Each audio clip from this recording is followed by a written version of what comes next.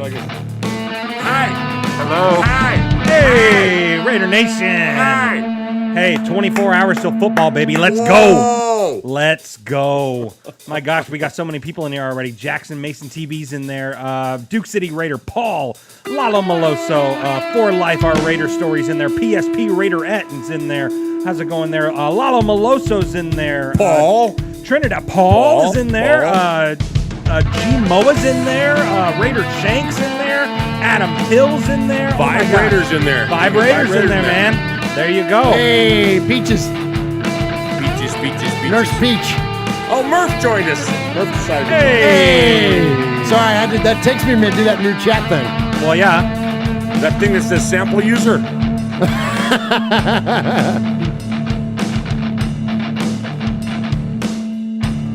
B. Al.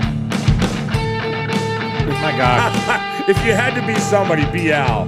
B. Al, right? Absolutely. What's up, Trent? Man, we got so much to talk about tonight, Uncle Mosh. Oh my gosh.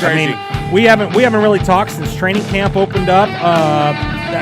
The Hall of Fame is happening, all that stuff. We got all kinds of stories, and oh yeah, we play tomorrow.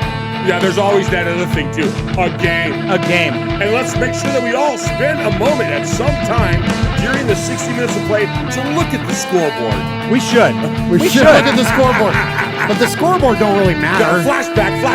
Well, actually, Rich Bisaccia, he must have been talking about the preseason. Because the scoreboard 100%. doesn't matter as much in the preseason. But of course we want that dub. Anybody that says that's lying. Well, that is true.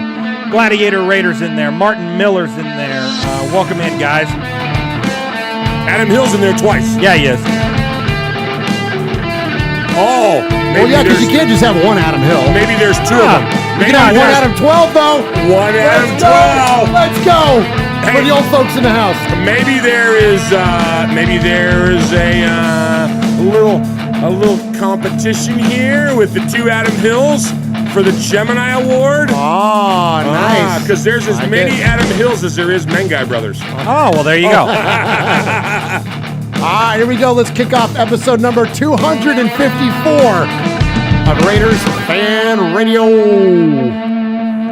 Jackpot, baby. Raiders Fan Radio. Oakland, LA, Oakland, Vegas, Raider Nation, wherever, forever. You got your old Uncle Mosh and Raiders Fan Radio from Murph's Man Cave, taking a lighter journey into the dark side. Sit back, put your feet up, pop a top, and enjoy the ride. Here we go! Look left, look right, select the top, a leaping top, touchdown! We miss you, we love you, and we'll see you in the Hall of Fame. When you have great coaches, then after you have great coaches, you get great players.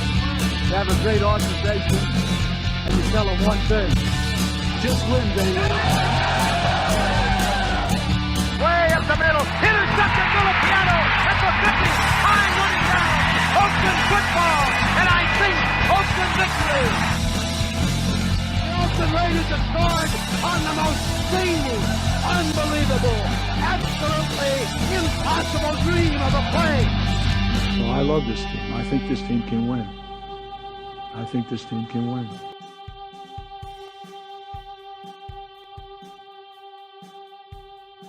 You are listening live to Raiders Fan Radio, hosted by Murph, Uncle Mosh, and Swag Jeff. Why, thank you, Brent Musburger. What is up, Raider Nation? Your buddy Murph back here once again for what we trust will be a fantastic episode of Raiders Fan Radio. Episode number 254 of Raiders Fan Radio, coming to you live tonight from Murph's Fan Cave, or otherwise what the kids call my bonus room. So we appreciate all of you that are joining us live tonight. We appreciate all of you that are joining us on the audio versions of our podcast.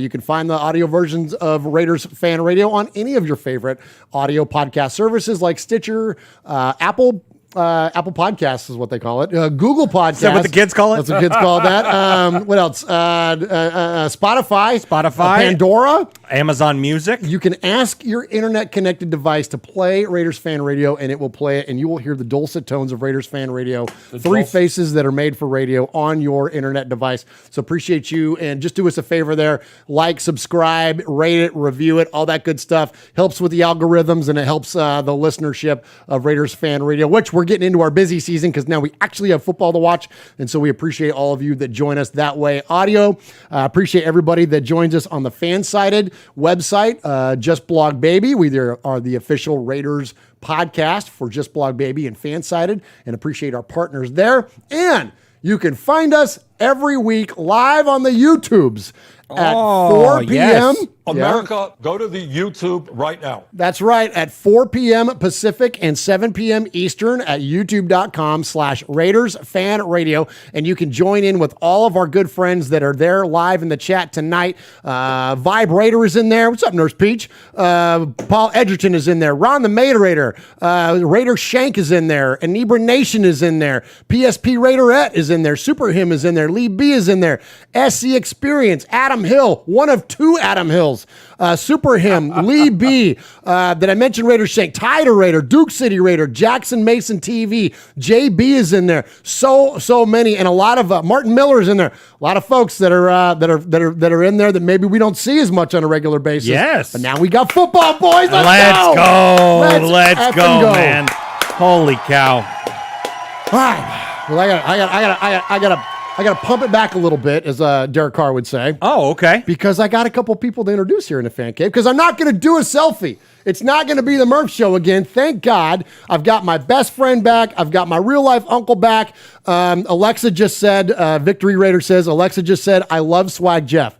Well, yeah, you got to fan Alexa. That's very nice. But anyways, I welcome the two gentlemen that are going to jump in here tonight and talk some Raiders football. And that, first off, the man, the Dorns, the Western Annex of the Murph's Fan Cave Desk. He is the legendary, the one and only Uncle Mosh. All right, check. So my headsets are out, so I'm gonna go ahead and pull that off, and I'll just go without ears. Do it. There you go. Perfect. Yeah. So tonight, episode 254. Yeah. Yeah, absolutely. Shout out to all my peeps in Waco, Texas. The area code 254 There you go. Waco, Oh, Texas. nice. I'm sure there's probably been a great Raider in history. We'll give that to Tom. Yes, Yeah, absolutely. there you Yeah, go. he'll find that out. Find out what famous Raider was from Waco, Texas. Waco, Texas. Because Wonderful. there's been a lot of them that have been wacko. But yeah.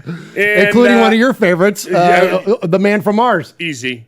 Well, I'm just Yeah. saying, use a little bit, use a little- use Just a little as loose. long as it's not disparaging of King Otis. Oh, and never disparage King Nice. Otis. No. And you can check out our YouTube channel to see my tribute to That's Mr. exactly right. To Mr. Sistrunk. That is exactly right. Well, appreciate Yeah. you being here tonight, Uncle Mosh. Glad to have you back here in the fan cave. And next up, I'd like to welcome in the man that adorns the southern annex of the western annex of the Murph's Fan Cave Desk. He is my best friend and yours from the southern annex, western annex.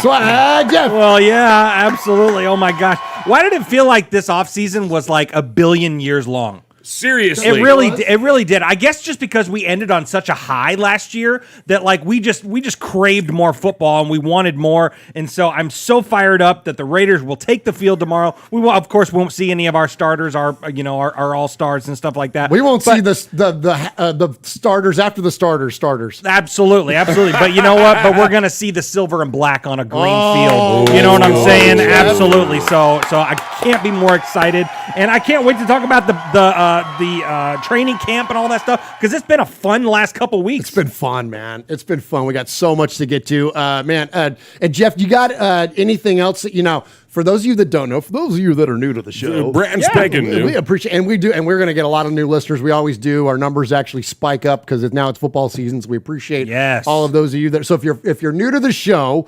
so what we do around here is that any of the money we raise, we give 100% of that money away. And Jeff is our social media director and kind of heads up our communications on that. Jeff, tell them what we got going on with all that. Yeah, absolutely. Well, first off, let's give respect to Aaron the Q-Dog Raider in the chat with a 1911 1911 donation to the One Nation Foundation. It says, Happy Hall of Fame game, Eve Nation. Mosh once smoked with Willie Nelson in Waco, Texas. Once. Go University of Mars alumni. Absolutely. I did have a chance to smoke with Willie one time, though, in real life. Nice. At the Circle Star Theater in Cooper. That's Cupertino. Right. Circle Star. I don't Star. remember where it was. Anyway, it was a revolving stage. I was 17, went in there. Willie's playing on stage, right? Tanya Tucker opened for him, right? Willie's playing on stage, and they had cases of Lone Star beer stacked on the stage, right? Willie's out there playing, he's singing, and all of a sudden people started smoking dope and throwing joints up on stage. And so Willie would pick him up, and as he's singing, he'd hit him, and the stage revolved, and he'd fling him back out into the audience. Yeah. Nice. Oh, it was super cool. Nice. Yeah, San Carlos. Yeah, that's where it was. I love it. There you go. I love Awesome. it. I love it. So thank you, Aaron the Q-Dog Raider, for that 1911 donation to the One Nation Foundation. And we got a little swag alert. Come if on. you follow us on social media, you know that. Absolutely. You know we love swag, especially the guy sitting right here. And we got a new shirt right here. And I've got one. Yeah, the One Nation Foundation shirt, man. So so get your shirt, support the cause that all the money is going to, and all that stuff. I got Uncle Mosh a little pin right there. If you throw it to his right there. So there we go. Yeah, there nice, you go. Mosh. How cool Very is that? So cool. so it's not just shirts. It's pins. It's You can get a sticker. you could get a sticker. You can get a magnet for your fridge. You can get a mask. You could probably get an eye patch, couldn't you? Probably could. So I mean, if you need your swag fixed before the season starts and you don't have enough money to buy a $250 Derek Carr jersey, then why don't you just drop $13-14 over at our TeePublic website? Much respect to TeePublic and stuff like that, but yeah, go get you something, man. Get you something, because 100% of that money goes to our foundation, the One Nation Foundation. Yes. We have got some amazing things working with the One Nation Foundation. Nothing official we can announce yet, but we've got some incredible opportunities, and so look forward to sharing more of that with you as soon as we can. And our fundraising efforts are not going to slow down this year, and it's all because of you guys. It's gonna get so much bigger. Oh my gosh, the amazing generosity that you all show us. And for those of you that don't know, again, and are new to the show, so far we are on track to donate $8,000 from our foundation to the Blitnikoff Foundation, and that's going to start off We're going to do that at the end of the year at their annual dinner coming up in December. And again, we don't get there if it's not because of all you amazing listeners. And we're also, that was a weird noise. We're also hoping that and as we've done in the past, that's not our only recipient. Sure. Yeah. So, that's our goal for the Bolitnikoff Foundation, but there's other recipients from the foundation that we've helped out and we've given money to, and we're always looking forward to that. So we're just, the more we get, the more we can give, and the more that we get, the more that we can give to different organizations as well, Raider related, of course. Absolutely. Thank you, Uncle Mosh, for that. All right, so we always take our episode number and tie it back to something significant within Raider Nation, and my buddy Jeff over there has that duty. And so, Swaggo, yes. What do we have that's significant about 254? Well, we got a couple things that are significant about 254. Absolutely. As everyone knows, you've been paying attention. The assistant to the assistant to the assistant to the assistant general manager of the episode number, that is T-Hom, and he always shoots us one, and he always comes with the fireman, and he came in again today. So it's a career stat. We're going to be highlighting Art Powell. So obviously, big Art Powell people right here. So he played for the Raiders from 63 to 66 and is considered to be one of the first true deep threats that the Raiders ever had. He had 254 career receptions as a Raider. Yeah, nice. Absolutely. Nice. So Art Powell, yes, and Tom Flores traded to Buffalo for number 3, Darryl LaMonica. Oh, well, there you go. 100%. Absolutely. He was in on that. Yeah. He was the other one. Art Powell and Tom Flores for Darryl. Yep. Wow. Well, there you go. So the second one that I have, we're going to be highlighting Todd Christensen. Oh, let's go. Absolutely. So if you listen to the show, if you watch the show, you know that that episode 246 we highlighted Todd Christensen. Right. Yes. Yeah. So he had 41 career touchdown receptions, which is 246 points for number 46. Nice. But we went back to the lab. We went back to the RFR labs, and we found out that Todd Christensen scored in a couple different ways. So not only did he have 41 touchdowns through the air for 246 points, but he also had a fumble recovery touchdown. Oh, yes, you did. Absolutely, he did. But he also had a 2-point conversion. Yeah, so if you retally those numbers, Todd Christensen actually scored 254 points as a Raider. That's fantastic. Well, yeah. Oh, my gosh. That is fantastic. Bravo, Swag Jeff. Q-Dog says, over under a 3-hour show. A 3-hour right. show. A 3-hour show. All right, let's go ahead and Uncle Mosh hit us some contact info, and then we're going to jump into some respect. Okay, go. Hey everybody, this is your old Uncle Mosh out here at the Raiders game. I got Q-Dog, I got Mojo, I got Big Raider Trucker, and they got something to tell you about Raiders Fan Radio. Get your facts, get your funny, and get the F out. Woo! I love your laughter in the background. I didn't even notice that till now. That was awesome. That's of course some of the maid of the made men. That is our good friends Emiliano, Big Raider Trucker, and Emiliano. Yes, Emiliano, the Big Raider Trucker, Mojo, and Aaron the Q-Dog Raider, who are all going to join us out here in Nashville. For those of you that don't know, we are California, relocated out to Middle Tennessee, and we live just outside of Nashville, where we are going to watch the Raiders come in and play the Tennessee Titans this September, and cannot wait. We got some amazing things going on for that. We're going to have our Raider Nation meetup party on Saturday, our Music City Raider Nation party, and then we are going to do a live tailgate with the Bussin' with the Boys crew. How much fun. Leading right up to game time on Sunday. Location still, I haven't quite pinned it down yet. We're getting real close. We'll let you know as soon as we do, but anyways, it's going to be a silver and black takeover, man. It's going to be awesome. I went out of order. That's okay. Hey, Raider Nation. You got your old Uncle Mosh here with an updated contact info. So sit up, zip up, shut up, and pay attention. You can call us at 909-345-3346, or as Murph would say it, 909-345-3346. How about emailing me? You wanna wanna email me? Email me at show@RaidersFanRadio.com. Or what about reaching out to us on some of that social media stuff Swaggy likes? Try Facebook at Raiders Fan Radio Podcast, the Twit at Twitter at Raiders Fan Radio, Insta something, Instagram at Raiders Fan Radio, the ticky-docky-dock, TikTok at Raiders Fan Radio. Or what about the Twitch? Some of you out there twitching. Anyway, Twitch at Raiders Fan Radio.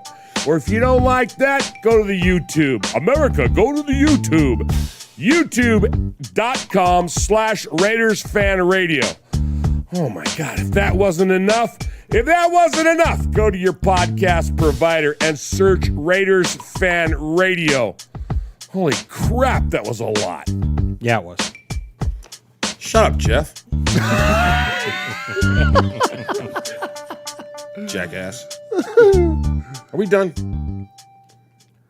Good. Let's go. I went, and then you followed it up with the let's go. I love it. I love it. That's my dude right there. Where's Murph? Where's QB Jeff? Oh. Yeah. Oh, He yeah. never gets it. He's always like, how do you guys, what's the signal? Where do we go? Yeah. It's Well, we've been hanging out for 20 years. That's exactly right. Yeah. No kidding. That was money. That was a good one. So we are in regular season form. That is fantastic, guys. I All know, right. man. Hey, go to Murph, go to Swaggy's camera. Okay. You guys are killing me with that. You both did okay. Right. Tell the story about your black eye, bro. Oh my gosh. Yeah. Well, my son went all Murph in Oakland, or or Edge or whatever in WWE, and just pile drive me right in the eye with his head right there in Florida. Yeah, we were in Florida. He this past speared weekend, you? and- Oh yeah. It was like a Goldberg spear? Yeah, went full Goldberg. Yeah. Off the edge of a pool or something, right? Yeah. He was jumping into the pool and just went full on head first. I'm trying to make sure my daughter doesn't drown, and Ollie still thought we were playing the game, so he's he like, just Dad, came right guess at me. what? Yeah. And that was about 27 seconds into the trip. Yeah, it was great. All right, so we appreciate you, Raider Nation, checking in tonight. And hey, listen, we like to top of the show here. We like to give a little bit of respect. Yeah, we don't do props. We don't do shout outs. There's nothing wrong with those things, but we like to give a little bit of respect. Woo! Murph, Swaggy J, Nation. It's time for a little respect. You know, respect ain't bought, it ain't sold, it ain't demanded, it ain't negotiated, it's earned. And without blowing smoke or giving shameless plugs, we want to say salute and much respect to the following folks.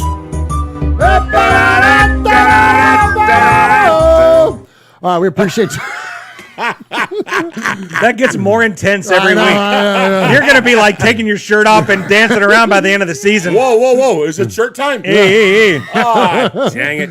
Set him off, Uncle Mosh. We'll make a short out of it.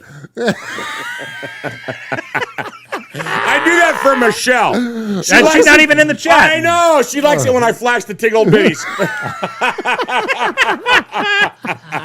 Oh, my God. All right, so we're going to give a little bit of respect here at the top of the show. So we got 3 people to give respect to, actually 4. But first off, I'd like to start off by giving respect to a good friend who is also a contributor to this network. And for those of you that are waiting for us to talk about the Raiders, I promise you it's coming up soon. We got all the camp talk you're going to ever want to hear.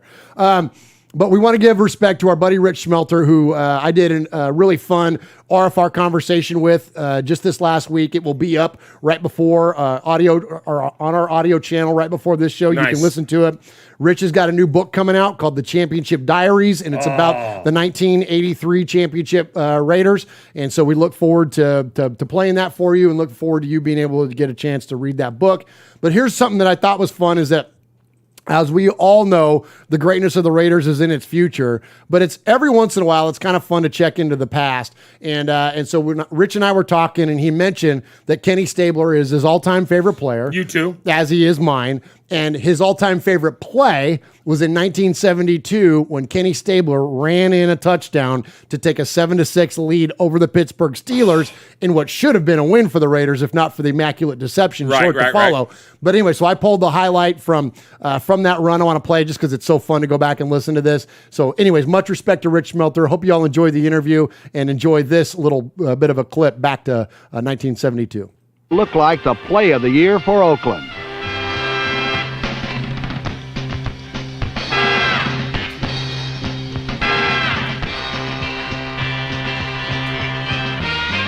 With just 1:13 to play, Oakland had finally scored and gone ahead 7-6. Stabler had completed only 6 of 12 passes for 57 yards, but he had run 30 yards to what seemed like the play of a lifetime. The Steelers had given up their first touchdown in a month, and although the Raiders had been held their lowest point total in 29 games, it seemed to the Pride and Poise boys good enough to win. Unbelievable. Sweet. So Kenny only throws for 50 yards against the Steel Curtain defense. The Steel Curtain hadn't surrendered a touchdown in a month. And here goes Stabler for 30 yards for a touchdown and what should have been the win. On bad knees. Thank you. Yeah, unbelievable, man. Unbelievable. So anyways. I was watching that game with your uncle, your namesake, right? Yeah. And I'll never, I can see it. I'll never forget it. And Murph's standing up and he's screaming because, you know, he used to. Murph, not me. Uncle Murph. Your Uncle Murph. Yeah, the one you got the name from. And he was standing up in the living room and we were all at your folks' house and he's yelling, and he's got bad legs. He's got bad legs. And he's standing up and he's pounding his knees going, he's got bad legs. He's got bad legs. Oh, my God. I love that. Funny. That's amazing. It was so funny. That's amazing, man. Shout out, much respect to Uncle Murph, man. Oh, my gosh. Miss that guy, man. Miss him a lot. All right. Next up, I want to give respect to Scott Gulbranson. Yeah. He is the host of Silver and Black Today. And the reason that I want to give respect to him is that we can formally announce it today because he's going to announce it on his show tomorrow. He's going to have a new guest on their newly formed Odyssey Sports show. They are the official Raiders show of Odyssey Sports, and so still Silver and Black Today. It's still Scott and Mo Moten. And post game, so within 5 minutes of the game being over, they're going to have a Voice of the Fan segment. Oh, sweet. Yeah, and it's me. Ah. Yeah. So you can check That's out so awesome. Silver and Black Today. So for every post-game show they do, there'll be a little Murph segment, about a 15-minute segment. They're trying to get the raw emotion of a fan, and so they're gonna get it. and post, if we lose to the Chiefs, it ain't gonna be good. It ain't gonna be good because there might be some beverages influencing my comments. You said a little Murph segment. Oh, hey. Hey, we happen to have a little Murph. We happen to have a little Murph. Yeah, That's yeah. right. Thanks to Monster Mash Can. But anyways, yeah, so shout out so and cool. much respect to Silver and Black today. Congratulations, Murph. Yeah, thank you. And look forward to being part of those guys' show. And Trinidad says, "Don't blow it, Murph." no, I'll try not to. I'll try not to. I've said that to him before. Hey. All right. So speaking of blown things, let's go check in with a blown call or a non-call. Yeah. And that is, I want to give respect. We give him respect all the time. This guy don't need extra from us, but the boy Will Compton. He's our buddy. He's our buddy. We got some, again, we mentioned we're going to do the tailgate with Will and the Bussin' with the Boys crew. And so we want to give him respect because he pulled a soundbite from a guy that exposed the actual, what am I trying to say here? It wasn't a conspiracy call, but it was definitely a bad call that cost the Raiders a playoff game. Ever heard that before? Right. Right? Speaking of the Immaculate Deception. Which speaking of year over the last 20 you're talking right, about? exactly. Rob Lytle's non-fumble, like whatever. There's been a million of them.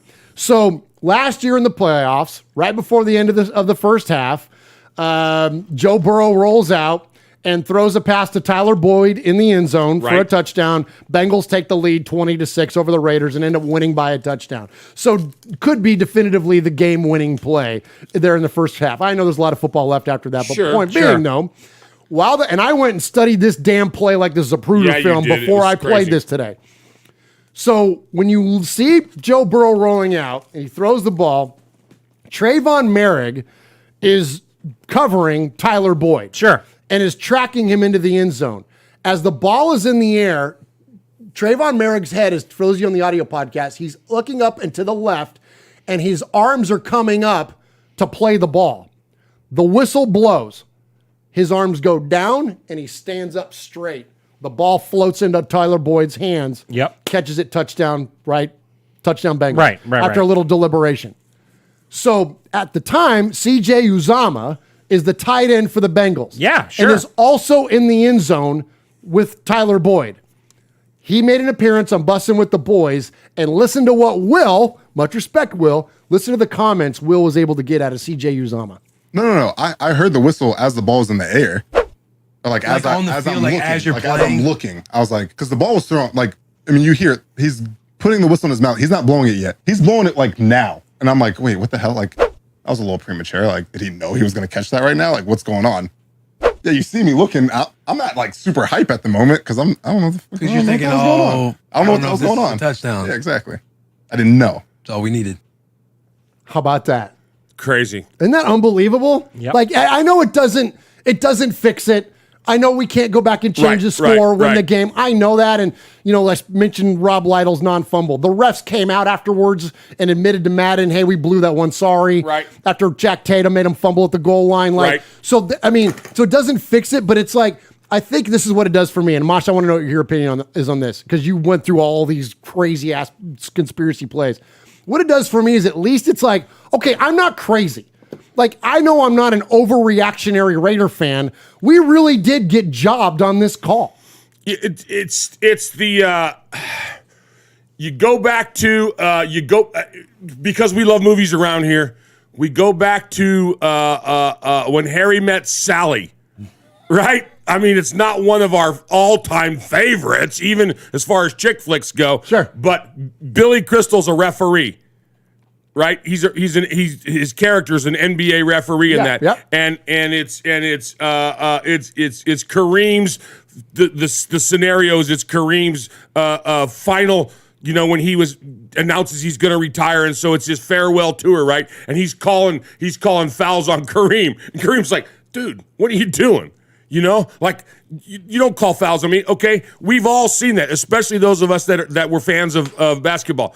There's certain players you don't call fouls on. Oh, right, In football, there's certain quarterbacks that get the prima donna treatment. Montana was the king. I was just going to say that, but thanks for derailing that, hot dog. Sorry. But yeah, Montana was it. You didn't get within 10 feet of Joe, or it was going to be roughing the passer.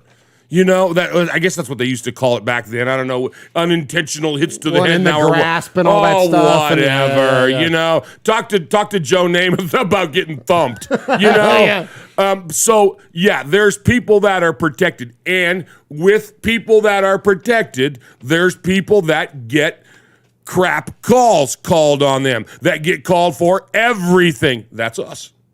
That's us. We live with it. We don't like it. That's why we got to win our games by 3 or 4 more touchdowns, because 2 or 3 of them are going to get called back or reversed or discounted. So that's why we got to be and have always been better than everybody. That's why we should have all the Lombardi trophies. Amen. Because in one way or another, we were cheated out of them. So there it is. There you go. That's why the Raiders have more Lombardi trophies in actual reality than New England, Pittsburgh, San Francisco combined. Combined. We got 46. Or should have. 46. Yeah, should have 46. There you have it. There you go. Love it, Maj. But it's a damn true. And here's the thing that I always say too, is that like the difference, and I think we're encroaching upon this season now once again, is that the difference now is that the Raiders get jobbed and then didn't win games. Okay, like so in the chat, and Eber Nation, that's our buddy Chuck's. Shout out Splatterhead up there, man. the president of the New Jersey chapter of the Black Hole. My homies. Oh my god! Yeah. You're the official member there. He said you still got to score in the red zone. We had 4 shots That is true. at the 10-yard line, and on 4th down, Carr throws short of the end zone. So I hear that argument loud and clear. I definitely hear that, and it's valid. And this is what I always say is that like the Raiders have been getting jobbed forever, but they used to win through it. Like what you're saying. Correct. Like, okay, we just got to win by 2 We scores just got to instead win of by 1. 2 instead of by 1. Yeah, absolutely. All right, one more bit of respect to give real quick. And I know this is like, kind of the obvious one to hit here, but we would be remiss if we didn't at least mention it. And we've talked about this man on this show endlessly, and so I will save you the rant, but I will tell you this, and then I've got a really fun trivia question for you all. We want to give respect to Cliff Branch. Absolutely. Just such an amazing thing that he's finally getting inducted into the Pro Football Hall of Fame tomorrow. I cannot wait to watch the ceremony and can't wait to watch Mark Davis's speech. It's sad that we lost Cliff in 2019, and here we're getting a posthumous induction, just like we did when Kenny passed away and we got his induction the year after. But we can't do anything about that, but they're at least doing the right thing now. But just in case you needed a reminder, Cliff Branch played 14 seasons in the NFL and was the fastest man in the NFL for all of them. At 35 years old, he was still out running, even like a young Darrell Green. Receiving touchdowns, 67. Receiving yards, 8,600. Receptions, 500. The guy was 5'11", 170 pounds, coming out of Colorado, selected in the 4th round of the 72 draft by the Raiders, where he spent 14 years. So we all know Cliff is fast. Well, yeah, because he set an NCAA championship meet record with a 10-second 100-meter dash back in 1972. But he quickly became a dominating receiver during the 70s. Breakout year comes in 74 when he leads the league with 1,092 receiving yards and 13 touchdowns. Gang, we had 14 games back then. Right. And he's going for 1,092 yards. Next season, surpasses 1,000 receiving yards. The next season he passed 1,000 was in 76. He had 1,111. And again, have 2 seasons of over 1,000 yards back in the day was crazy. Like, and it wasn't a passing league. It wasn't a passing league. Come on, Mark Van Egan and Pete Banaszak, and you know what I mean. Like all those guys, run the ball. So Branch's career stats. We love career stats around here. 501 catches for 8,600 yards, as I mentioned, 67 touches in 182 games. He led the Raiders in receiving 6 times and in touchdowns 5 times. Five times. When he retired following the 1985 season, he held several Raiders team records, among them longest reception for 99 yards, most games with 22, most games 22 with 100 or more receiving yards. Of course, we know what the Raiders did during that time that he played. Won 3 Super Bowls with the Raiders, and he is recalled as one of the most most prolific top season performers in 22 playoff games, 73 passes for 1,200 yards. That's a 17-yard average in the postseason. Both of those were NFL records at the time of his retirement. He scored 5 postseason touchdowns, and 2 of them coming in the 27-10 victory over, of course, the Philadelphia Eagles. He got the All-Pro nod 3 times, and in 4 times, he was voted to the Pro Bowl. So, absolutely crazy, the bona fides that, and long overdue. But that said, thankful Cliff Branch is going into the Hall of Fame. And here's the fun bit of trivia I've got for you guys. And this was tough. I had to sit and think about it for a while, and I came up with 3. Well, the answer is that there is 6. Cliff Branch is one of 6 Raiders to have all 3 Super Bowl rings. So, and he's the only wide receiver. So Cliff Branch played in all 3 of the Raiders Super Bowls, starting in 76, and then, of course, in 80, and then the championship team of 83, as we mentioned. You guys want to take a crack at who some of the other players I'll go one, are? he goes one. Okay. Gene Upshaw. No, only 2. Wasn't there for 83. Art Shell? No, only 2. Wasn't there for Flores. 83. No, it was long gone. Well, because you don't count him as coaches. Oh, okay. Right, but you're right. Flores has 4 rings. Right. So technically you're right. But, of course. But we're talking players. Rod Martin. Good guess. Wasn't there early. Oh. I'm telling you, this is kind of tough. There's one that was like, oh, well, yeah. There's one big one in there. Actually, there's 2 big ones. I just give him to us. Shut up. We got to move on. All 3-hour right. show. Special teams player.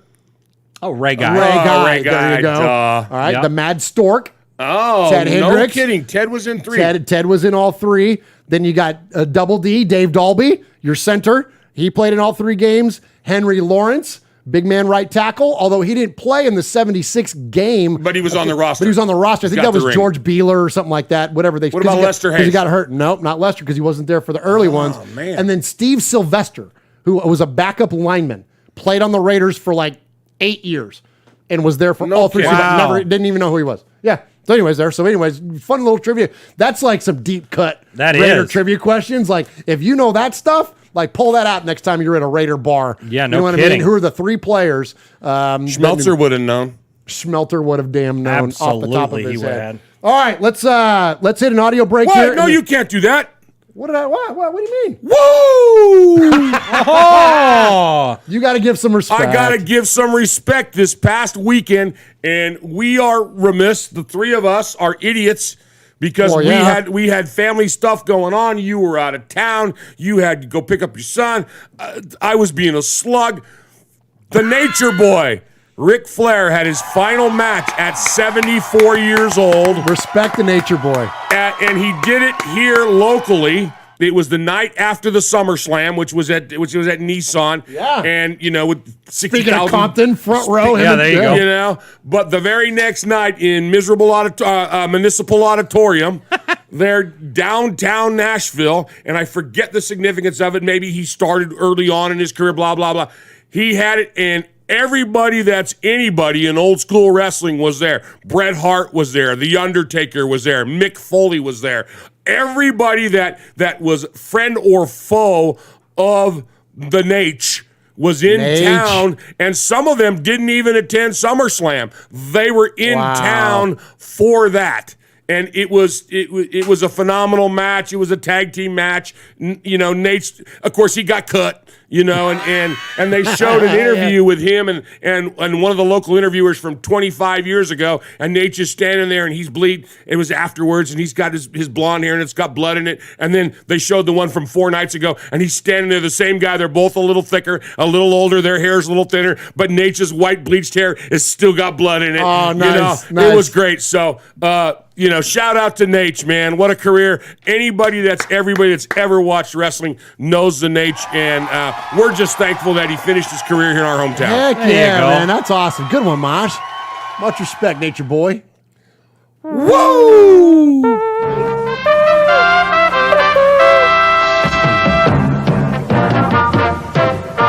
This is Raiders Fan Radio. I'm Brent Musburger, and I don't care who wins as long as it's the Raiders.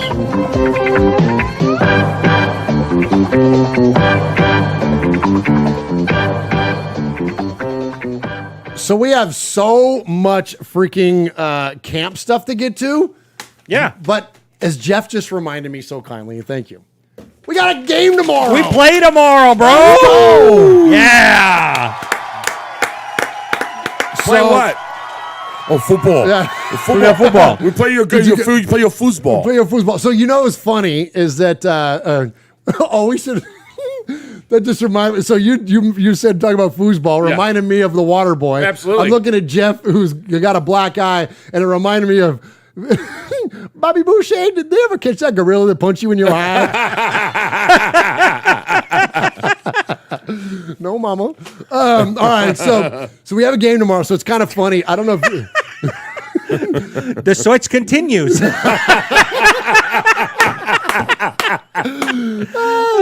so damn funny. So we have a game tomorrow, so it's kind of funny. So NBC, so for those of you that don't know, it is at 7 p.m. Central, 8 p.m. Eastern, and then do the rest of the math to figure out what you're going to do on the West Coast. And so it's funny. So Sunday Night Football on NBC, they've been advertising it with the Sunday night or the, whatever their logo. It's Sunday Night Football, but it's Thursday night, whatever. Yeah. Hall of Fame game logo. And you've had Trevor Lawrence and Derek Carr. Well, now when you look at the advertisements, it's just Raider logo and Jaguars logo. Well, yeah. Because ain't nobody playing in this game that's ever going to be a starter for this team. But, hey, it is. I think Houston Raider Steve's going to be there. I think he's going to suit up and play a couple series. He might. He might. So he'll be the darling of the preseason. Yeah, there Houston you Raider go. Steve will, yeah. But it's going to be fun. Hey, like you said earlier, it's still going to be silver and black football, and it's going to be great seeing the Raiders out there. It just looks so good underneath the lights, and it's just like it's the first thing we're going to see this season. Like, I'm stoked. So on the heels of that game, or the preliminary of that game going, the Raiders released their first depth chart. Yes. And here's what I want to throw out at you guys. I'm not going to go down the list of the depth chart, but we've had a lot of discussions with folks offline about kind of like who the starters are going to be and whatnot. I'm of the opinion, and I'll give you a couple of examples at least, anyways, of what I'm talking about. So, like when we look at the starting wide receivers, okay, you have Devontae Adams, then you have Mac Hollins, okay, on one side, and on the other you have Hunter Renfrow and Keelan Cole. Okay. My brain, though, goes, well, Hunter Renfro's not going to play wide out. No, he's going to play in a slot. So your starters are going to be Devontae Adams and Mac Hollins, and then Hunter Renfrow in the slot there, right? So like something like that. Or you look at like that guard, which apparently guard is the hot spot for Raider Nation to want to talk about on Twitter. But anyways, you got John Simpson on one at right guard. You got Lester Cotton. No, excuse me. You got John at left, Lester Cotton at right, and then you got Dylan Parham backing up John Simpson at left, and Illuminor backing up Cotton at right. But if Parham, once he develops, he's going to be your starter. So, like, I look at these things, and I'm like, the depth chart doesn't really matter. And this is where I'm going to pose a question to you guys. And, Mosh, you were a coach for a long, long time. I'll give you one more example just to throw it out there. Trayvon Merrick and Jonathan Abram are your starting safeties. Then you've got Daron Harmon backing up Merrick and Roderick Teamer backing up Abram. When you've got a coach like Graham, who's going to do, he's already said, we don't have a 3-4. We don't have a 4-3. We don't have a 5-2. Yeah, he just says yes. He just says yes. We're going to play matchups. So every player on this roster is going to be a starter. Is there anything to even take from the depth chart? Because don't you feel like it's just going to be a carousel of players? 100%. But, I always want to know, I love this chart. Hit my camera there, Murph. I love this chart because it's, first of all, you can't see it on the camera. But the cool thing about it is I want to go back. I wish I had them from years ago and like highlight one or two of these guys that have stood out. You know what I'm saying? And like, if we see them this week, it's kind of like, okay, will we see them the next week or will they already be gone?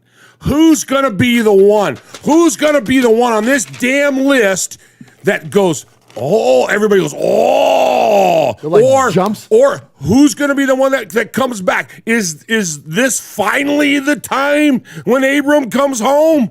Is this who's gonna stand out? Who's gonna make the big hit? Yeah, he's gonna be making a big hit on somebody that's never gonna play on the other team. But the point is, right. You know what I'm saying? Because there has to be a reason for the game, and it's going to be, okay, you may have somebody that had issues with certain skill sets. So maybe running routes, maybe coverage, maybe whatever. You're wanting to put them out there to see how they do. That's why he said it's about matchups.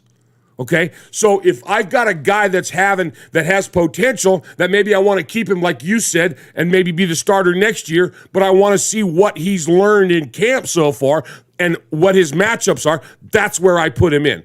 And so there's a lot to be learned from preseason. It's like us just watching a practice. That's basically what it's what we're doing. Practice, and the glorified here you go. The glorified practices are actually better because then they get the fighting and stuff. But this is for these games, because there's so few. These games are designed for the coaches and the film people to get to see, did they improve how I wanted them to improve? Did they learn what I was teaching them? Is there possibilities? Are we capable of taking them to the next level, or is this their swan song? See you, bye. Absolutely. And you're going to get the darlings of preseason. You're going to get the Chris Warrens. You're going to get the whatever player jumps out. And there's a lot of and everyone will be heartbroken when they get cut and all that kind of stuff. Because you're going to have some running back that's going to be going off for 100 yards a game, but guess what? He's going off against, fourth tier players. Exactly. You know what I mean? So, but in terms of like the way that it's structured, Swaggo, anything jump out at you there? Any thoughts? Well, and I was kind of thinking the same thing when you read that stuff as Aaron the Q-Dog Raider in the chat. He said, finally, we have roster depth. Like, I mean, how fun is that to, like, when you say, oh, well, he's backing up this guy, like, oh, well, that guy started for us last year and he's the backup. You know what I mean? Or just stuff like that. But I'm interested to see, like you said, the defense is running different looks and stuff like that. But McDaniels does the same thing on the offensive side of the ball, too. Yes. So when I said that everyone on the team is going to start, I'm not that far off because, 1 week, Brandon Bolden's going to be the starter. 1 week, Harmon's going to start because because they're running a different defensive package and stuff like that. So these guys are working together and it's going to be really cool. But I'm interested to see, and we talked about it a little bit at lunch, is I wonder if we see Parham under center. That's what I think so too. I think he's going to be your starter, maybe even. Yeah. Save Andre James. You put Parham in there. You put the young man in there. Yes. We've already got, who is it? It's Cotton and freaking Simpson are your starting guards. So right. I wouldn't be surprised, or at least maybe like he'll play one series or something. Yeah. You know what I mean? Why not? You're not going to see Derek Carr. No. You're not going to see Devontae Adams. You're not going to see Chandler Jones. You're not going to see Max Crosby. You're not going to see Rocky Sin. You're not going to see maybe even Anthony Avery. You might see a little Anthony Avery. But like, you're not going to see a lot of these players. But I love the idea, like what you brought up, is that like your starters are going to be based on your situation. If it's first and 10 from your own 20, Demarcus Robinson might be your starting whiteout opposite Devontae Adams. But if you're in the red zone, guess what? It's Mac Hollins. Right. It's the guy that's 6'4" and can body anybody up. Exactly. You know what I mean? So 100%. So I think it's just going to be completely situational. So Maybe not. You got to remember these games are designed to be tryouts. That's what you're doing in camp. You're teaching skill sets, you're improving skill sets, you're adapting to your type of game, and then you're seeing how they execute. So maybe they're going to put that guy in there, or maybe they're going to say, what can the undersized guy do? Sure. I mean, look at Third and Renfro. Come on. You talk about undersized, but plays 6'10". You know what I'm saying? Yeah, seriously. Totally. Right. So these are auditions, if you will. These are tryouts, if you will. They're going to put these guys in and doing a lot of situational ball and seeing how are they going to step up. Are they doing the play? Are they doing what's expected of them? So a win is great, and yes, the scoreboard really does matter for us. Not necessarily at this point for them, because they're having this is the first big round of roster cuts coming up, guys. Yeah. So absolutely. they have to see what they can see. Absolutely. That sounded redundant, but it's true. But it's true. You're absolutely right. Well, and I'm interested. Sorry. Go ahead. You go. I'm interested to see what running backs are going to come out, because we have 87 of them.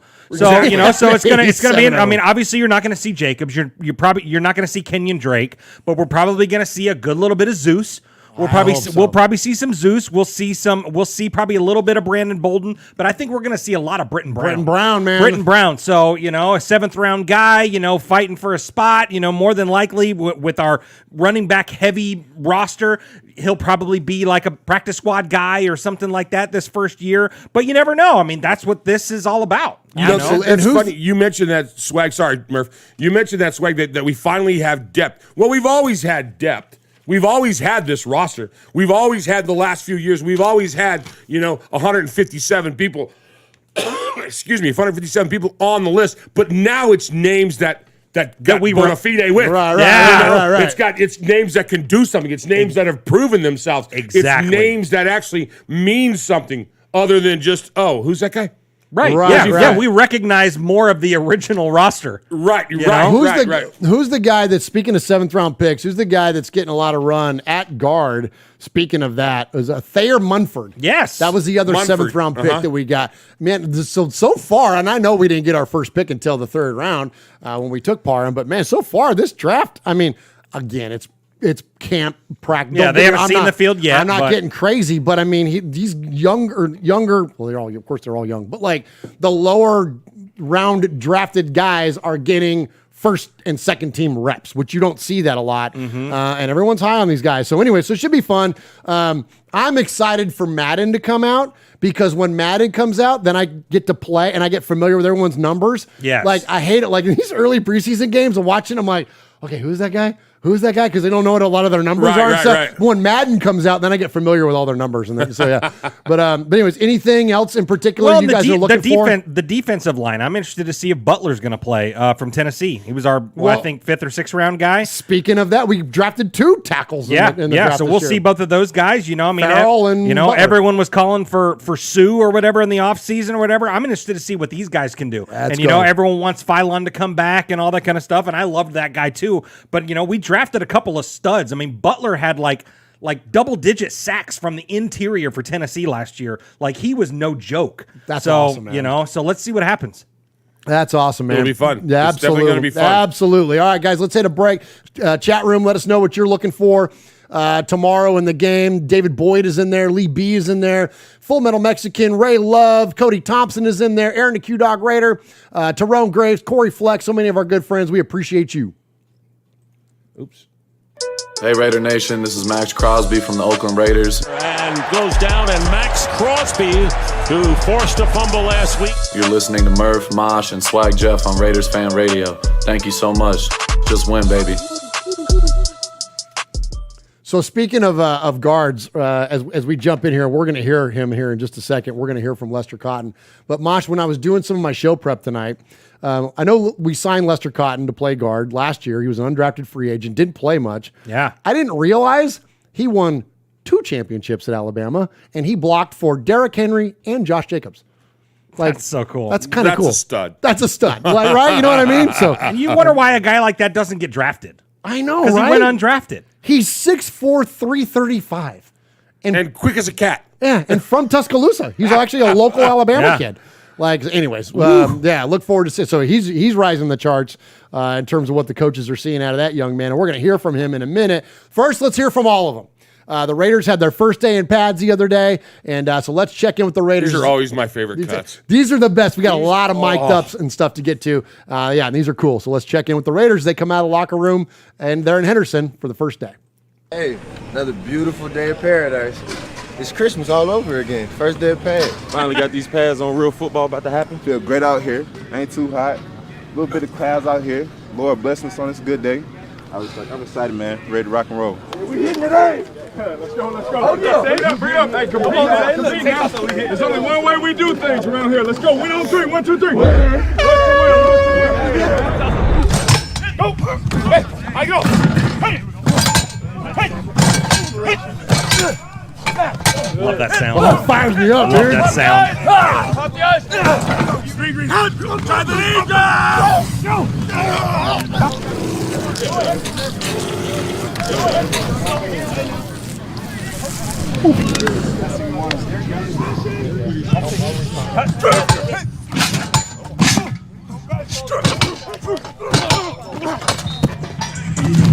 Good to see. No walking. Good to see.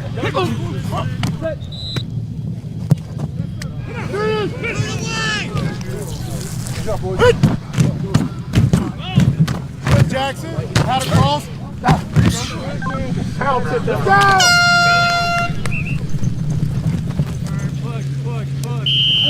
go!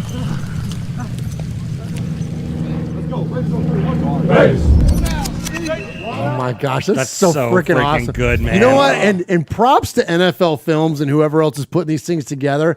Like back in the old days, you'd have like good mic, and they've been micing people up. There was for years. I'll never forget the Violent World of Sam Huff or something like that back in the day. Like there was a lot. They've been doing this forever, but like the clarity and the impact and the dynamic range of the sounds, like I just freaking awesome, man. It's like I love this stuff.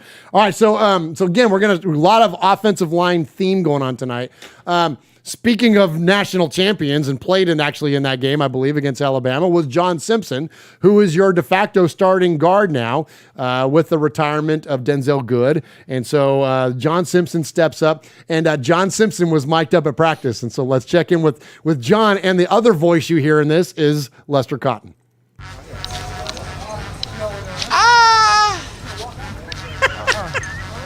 That's a good day to have a great day, guys.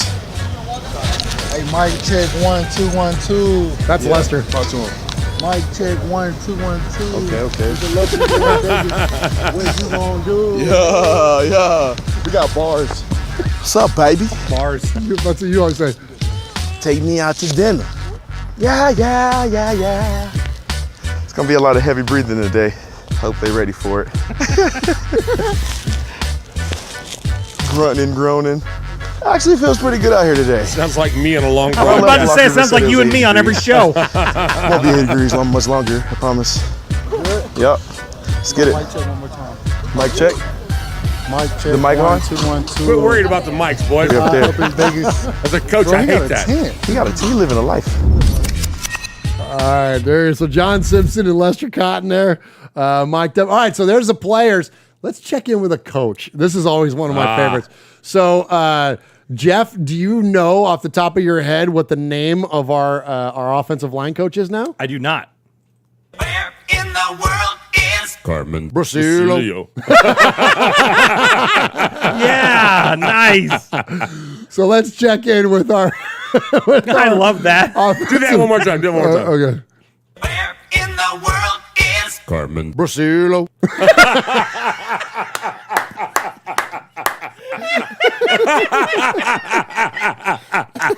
That is so funny, dude. You're so stupid, Murph. Oh, that's so damn funny. All right, so he's at practice in Henderson. Yeah, he is. I have no idea, guys. That's the best part. Well, first off, it's like I'm always standing in a well when I stand next to you guys, so it's not like they're going to see me. Like, we huddle up. It's like, where'd Carm go? Here we go. Back group up. We're red zone, probably headed in. Where we headed, coach? Back up, but we're not in. Back up. I got you, babe. Sounds like an auctioneer. Good. Yeah. Finish strong, good hands. Good eyes. Here we go, John. Good communication now. Good communication. He'll tell you what it is. I like you jogging, gentlemen. Keep working.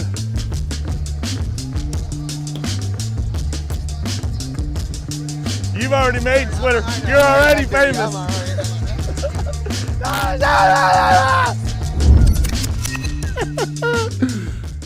Let me get 10. Let me give it a 5. Sounds like an auctioneer. Sold to the man in black and silver. Oh my gosh, so good there. So good stuff there from our offensive line coach Carmen Brasilio.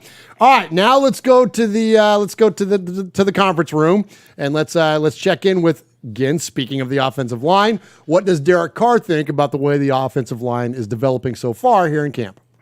Yeah, I think that Carm and Cam are doing a great job of pushing the physicality with them. I think that they're really, I hate using that term all the time, but it really is what they're doing. They're really working hard in their individual, because when they get to us, I mean, they're grinding, and they're taking what they learn in the individual and the one-on-ones and boom, in the group and doing it in team. And Learning. I think that they're doing some really good things. Skill set. Where have I heard You got to that? give credit to the players for their effort, but to our coaches, because they've really. I'd say it's not emphasis, it's their job, but like they've really been, not hard on them, but they're demanding and they're going after it and they're working, and our players are receiving it, and so it's been good. So it doesn't guarantee anything, but I have seen them getting after it and doing some really nice things. All right, there it is. So this is what I like. I like a lot of things about what Derek had to say there. Of course, he's always positive about everything. Yeah. One of the things I think is that I learned in recent history, and it was when we started hanging out with the Bussin' guys and really paying attention to their show. And of course, it's not only hosted by Will Compton, but Taylor Lewan, starting left tackle for the Titans.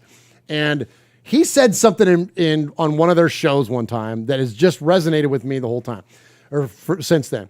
And that is, I always, and I think a lot of fans are under the assumption that an offensive line has to gel, that they have to have chemistry amongst them. Totally. That there has to be like a thing.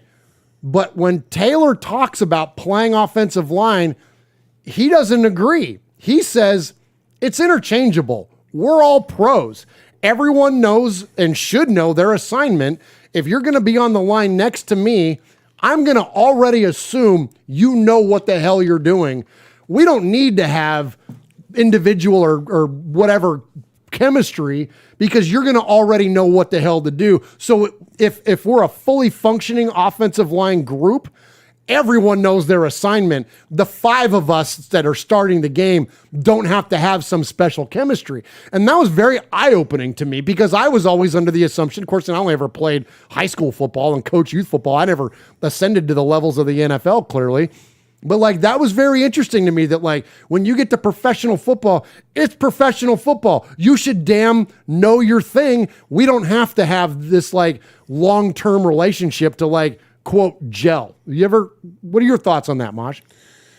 At the level that you're talking about, one of the things that I taught as a coach, as a director, as the leader of many, many teams is that I want my people to get along. I want my people to be cohesive. I want my people to work as a unit. I want my people to G and haw because I want my people to be bitten by the bug. I want my people to excel. I want my people to want to learn to be better, whether it's on stage, whether it's on the sporting field, whether it's on the track, wherever it is. That's the difference. I want them to say, oh, I need to bust my ass for my buddy Jeff over here so we all look good together, okay? At the professional level, it's I need to bust my ass so that I can feed my family, and I know that he's a pro and he's going to do his part or he's going to be gone because down goes Bledsoe, in comes Brady. The next guy's going to step up and he's going to be doing his job. That's the big difference. They have attained as high as they can get professionally or in the big scope of things. So they are the best of the best. And they have to play like the best of the best. They don't have to get along. They don't have it's nicer. It makes a better working environment. Right. But by the same token, the 3 of us can do a show and not like each other. But on the air, we're pros, and it comes across that we do. There have been plenty of them. Dean Martin and Jerry Lewis barely spoke at the end. There have been plenty of teams that didn't like each other, that didn't get along, but what they accomplished in their professional realm was outstanding. So I totally agree with Taylor, but I understand what you were saying at the high school level and what we've coached. Right. We have a different reason for getting them to do. First of all, we don't want it to be fun, but we want it to be enjoyable. We want them to want to. When we coached Little League Baseball, we wanted them to go to the next level. We wanted them to stay with us and go to coach pitch because we taught them how to catch gunners. We taught them where to throw the ball. We wanted them to go to the next level where it's kid pitch. We wanted them to maybe try out for their high school team and maybe get a scholarship in college and get a draft and follow to the with the freaking A's or something so they can come back and buy us a car. We wanted them.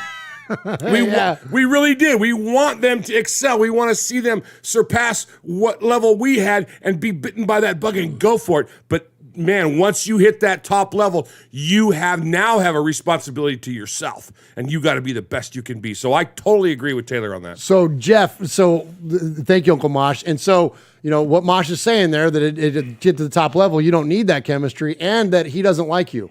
Thoughts? Yeah, well, I mean, I feel that every time he hits my ass with a baking sheet. Yeah, I feel that for sure. But I think the point that I wanted to make there, and I'm with you guys. I agree with what both of you guys are saying. But I think kind of what Taylor said right there is, yes, we're all professionals. I don't need to worry about. I expect that he's going to be doing what he's going to be doing. But I think the difference with that a little bit is that yes, you don't have to gel, and you expect that he's going to do what he's going to do. But when you gel and when you have chemistry, you know what he's going to do. Right. And I think that's the difference, where you can expect him to do it, and maybe he will and maybe he won't. But if you know that he's going to do it because you guys have worked together and you're gelling and he knows what you're going to do too, I don't know. I think that's a little bit better, but I get everyone's point. Well, let me just jump in with this real quick too, and bring it back to the Raiders. The all-time greatest left side of an offensive line in the history of ever was Art Shell, Gene Upshaw, and in the middle is, Dave Dalby, the guy that won 3 Super Bowls with the Raiders. Like, when you talk about, you can't tell me, now I know they were all-world athletes. I know they were all-world talents that surpassed what the average tackle or guard or even center would do in the NFL, but you can't tell me that Shell and Upshaw playing side by side for all those years didn't improve their ability to be effective. You know what I mean? Because Upshaw tells stories about him and Shell would be standing up there looking back at Kenny, who would be left-handed. He'd just be standing there flat-footed, and Shell or Upshaw would tell him, "Hey, Snake, dance around a little bit or something." Because they would just have him so protected, he could just make a freaking sandwich back there because there was nobody getting anywhere close to him. A sandwich. Yeah. So, and what you're saying, we all know the movie School of Rock with Jack Black, right? Yeah, oh, sure. So he's got the kid, the guitar kid that was the aficionado there at 11, and he's playing the guitar, and he's going through the notes, and Jack Black comes up to him and goes, "Dude, put a little bit more into it." And he's "What? I'm playing the notes you told me." He goes, "Yeah, but you're not feeling it." He's get a rock and roll stance. Bam, bam, bam. And that's the difference. When Art Shell and Gene Upshaw were on the line, they were bam, bam. Oh, I love it, They Mosh. weren't just playing the notes. They weren't just hitting their blocks. Oh, that's what awesome. I mean? That is awesome. Well put. Appreciate that, Uncle Mosh. All right, man, those guys were so freaking awesome, man. All right, we could sit here and talk about the past. We probably need to do it. Well, we do have another show. It's called Silver and Black Flashback, and our buddy, and a guy that knows more about the Raiders hosts it. And so check him out because he talks about all these classic Raiders from the past, and it's here on the network. All right, so one of the hottest stories of last year, yes, was what? Well, it was the flow. It was Derek Carr's lettuce up top, man. Absolutely. Absolutely. And so, of course, we know that Swag Jeff's third best friend, AJ Cole, had egged on Derek to grow his hair out. Sure. AJ's famous for having the flow himself. And so he was asked at the press conference here what Derek Carr not only thought about the offensive line, but what he thought about the long hair coming back. Nah. Like AJ asks me every day. He's like, hair is supposed to go the other way. Yours keeps getting shorter. And I was like, AJ, I think that ship has sailed. All right, so no more. What was the guy? What's your guy? Marv from Home Alone. Yeah, you're Marv from Home Alone. So Swag put up a freaking side by side of Daniel Stern from Home Alone and Derek Carr, and they look about the same when Derek's got it grown out.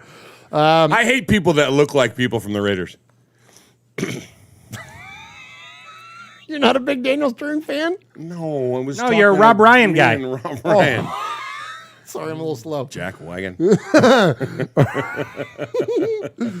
right, next up, as I mentioned him before, I mentioned we were going to hear from him. Let's check in with Lester Cotton. He's there at the podium and talking about the offensive line. You got a room full of guys that's very talented and very smart, and they compete each and every day. And no starter is guaranteed on the line, because Coach Carm and Coach Josh, they make that clear every day. And so we go out there every day and we just put our best foot forward, and we compete with each other. It's a brotherhood. It's not no ill will towards no one. We all together, because you just never know who will be on the side of you. So we just go forward. That's kind of love it. A perfect summary of what we've been talking about. We're all a brotherhood. and you don't know which guy is going to be lined up next to you. So it's about the larger room and not about the 5 on the line that are going to start the game. So anyways, so appreciate that from Lester Cotton. And I'm becoming a big fan of this guy. I know it's camp, and we'll see where the whole thing goes for him. But, considering his track record in college and the way that we did a study, and I'm not going to bring it all back up again, but just know this. We did a study where we pulled some numbers about the success of offensive linemen. And when we looked at the last 5 Super Bowl winning teams, those 25 offensive linemen, we looked at where they came from. And they were all developmental guys for the most part. None of them were like signed high, or, like drafted in the first or second round and had been with the team for 4 years. None of them were like that. They were all developmental guys, or they were guys that were acquired in free agency that were developed somewhere else. So maybe that's the direction we're seeing going for Lester Cotton, and I'm here for it, man. And when we talked about how everyone hated Colt Miller the first year he was here, but instead of cutting his ass or going to get somebody else, we let him train and develop and stuff like that. And now he's our friggin' anchor on our offensive line. That's where the coaches saw something in the guy. And the things that they worked with on him where he improved. And that's what they want. When you got somebody that's that young and you can develop in them and they can take direction, they can take orders, they can do what they have to do, then there it is, man. You can't ask for much more than that. Absolutely. Appreciate that, Mosh. It's Serena Martell in the chat room there. Appreciate everybody in the chat room. Says, Uncle Mosh looks related to Rob Ryan. He actually is Rob Ryan. I just commented back on it and said, well, we've never seen them together in the same room. And you never will. And you never will. But watch for me on the sidelines. So how's coaching the defensive line going, Coach? It's not bad. We're getting where we need to be. We've got some things that we need to move around, and we've got some different folks that we need to put into positions to get where they need to go. But after that, you're gonna see some real excitement out there. You're gonna see some head banging, some smashing. It's gonna be crazy out there this year. Just taking it one day at a time? One day at a time. That's all we can ask for.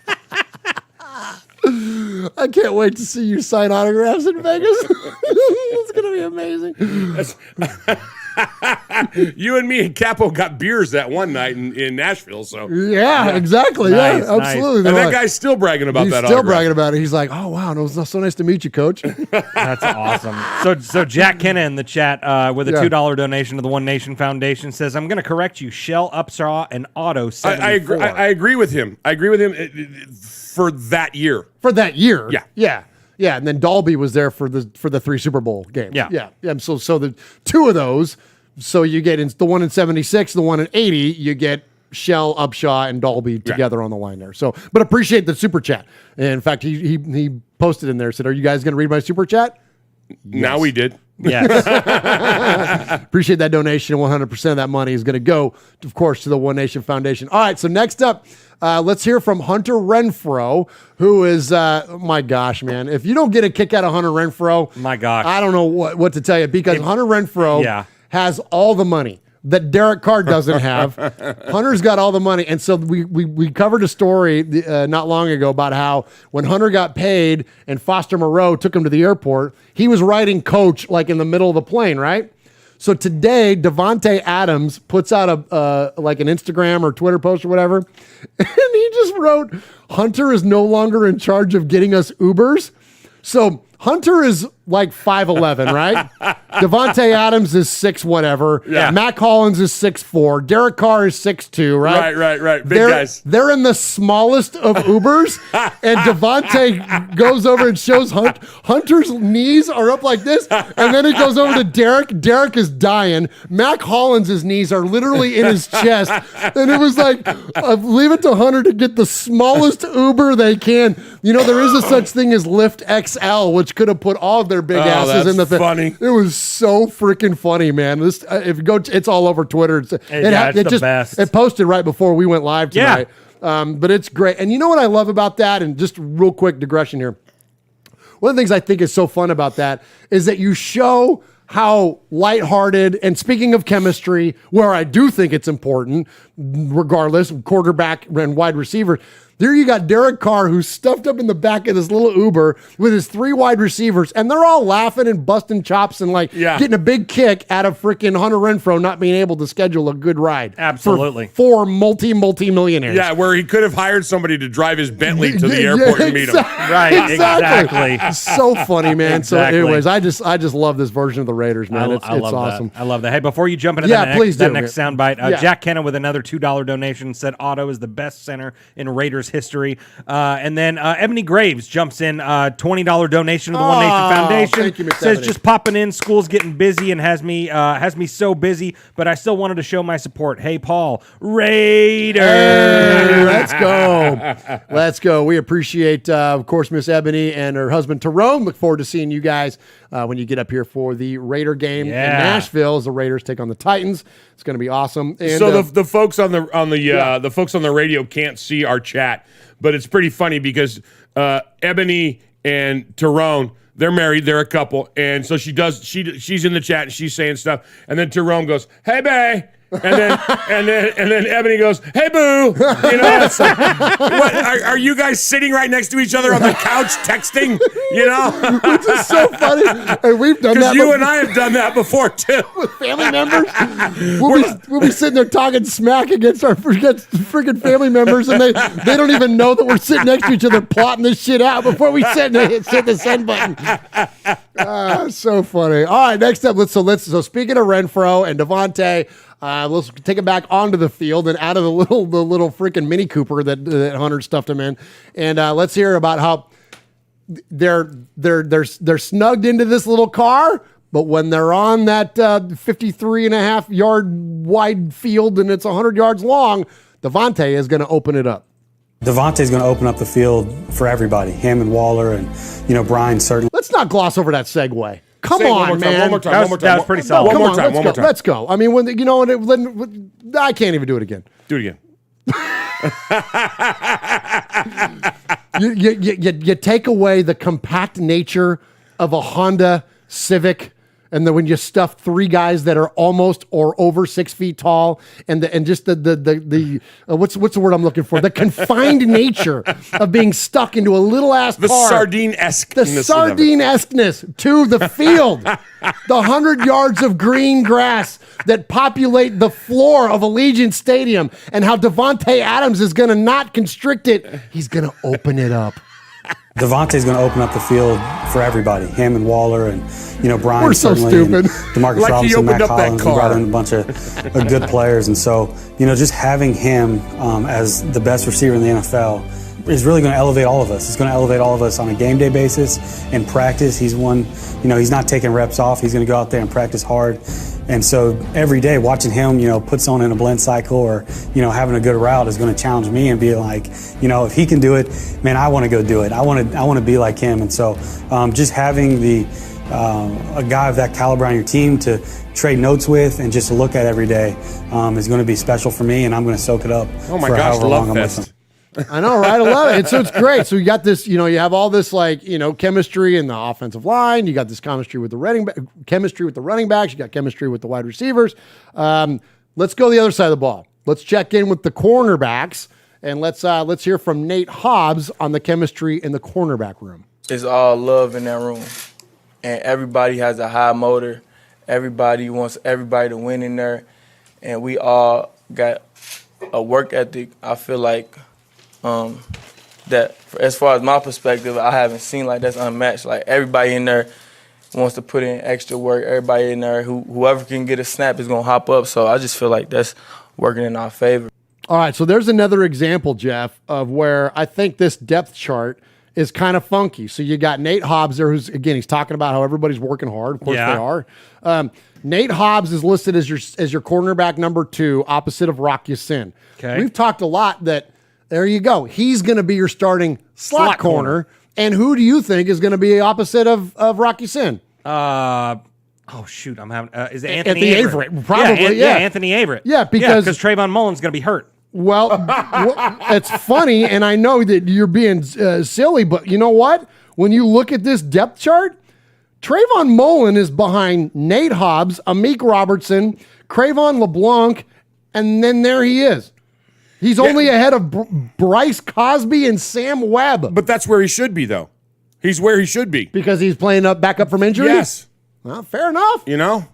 He's got to keep him off the field so he won't get hurt. He's got to. But he has to work to get to those spots. He's got. Well, that's a good point. You know, Mosh. he's got to bring that back. Your name, I like that, Mosh. I do too. That's a good point. Recognition's only going to get you so far, guys. Yeah, you're right. You're right. You know, and that's good job getting drafted in the second round. But hey, and you got to pay your dues and get back up. Yeah, get up there where you. Yeah, you know, that's a good point. Show us what you got. Do you think? Okay, so Coach Speak. Do you think that's a message to him? Or is that something that he already knows long before this thing comes out? I don't know how many mind games are played at this level. Okay. I think it's just clear. You know, I mean, you gotta make it or break it, bro. You know, you either are or you aren't. And it's I've told the story before when I cast a show because I got to take things back to what I know. And when I cast a show, and if I've had people complain, well, how come I didn't get that lead? Well, okay, well, who are you better than? You tell me where you need to go. You wanted to be the lead. Are you better than this person that was phenomenal? Okay, then let's call them and say, you're in, you're out. Well, I'm not really better. Well, then shut up. And if you're hurt, you're not better than anybody. Yeah, so if you can't do it for my team, then I don't need you. I'm sorry. Yeah. I'm sorry because I'm gonna put the 11 best people out there that I got, and then I'm gonna have their backups ranked. Absolutely. That's great. Great point. A great point there about Trayvon Mullen. Of course, we're rooting for him. Oh my gosh! I hope he balls out, and I'm kind of just making jokes about But he's hurt. He gets hurt like every game or every other game. But when he's in, he does great. He's solid corner. But we need you to stay healthy, dude. Stay healthy, and Make it's the right not choices. like we don't have good players ahead of you. Right. You know what I mean? Like we mentioned those three right there with Hobbs, who we just heard from, of course, who we're huge fans of. I mean, he's after even just a rookie year, he's already threatening to be one of the best slot corners in the league. Yep. And then you got Anthony Averett and Rocky Sin. So it's not like we're like sitting around going, oh man, I hope more. And this was your point earlier. We have depth and we have names at depth. So now it's not like, wow, I hope he makes it back because if we don't, we're screwed. Now it's like, well, I hope he makes it back because we're rooting for him. But if he doesn't, we got other guys too. Right. You know what I mean? Yep. So anyway, so good stuff there. All right, let's hit a quick sound bite here, and then let's jump into some fun camp stories. Go hey, old this is school. Pete Koch, former Los Angeles Speaking Raiders. of lot of back hair. in the old days, baby. And you're listening to Murph and Uncle Mosh, who happens to have And Swaggy J. the same hair as me. Yes, Check I it do. out. Raiders Fan Radio.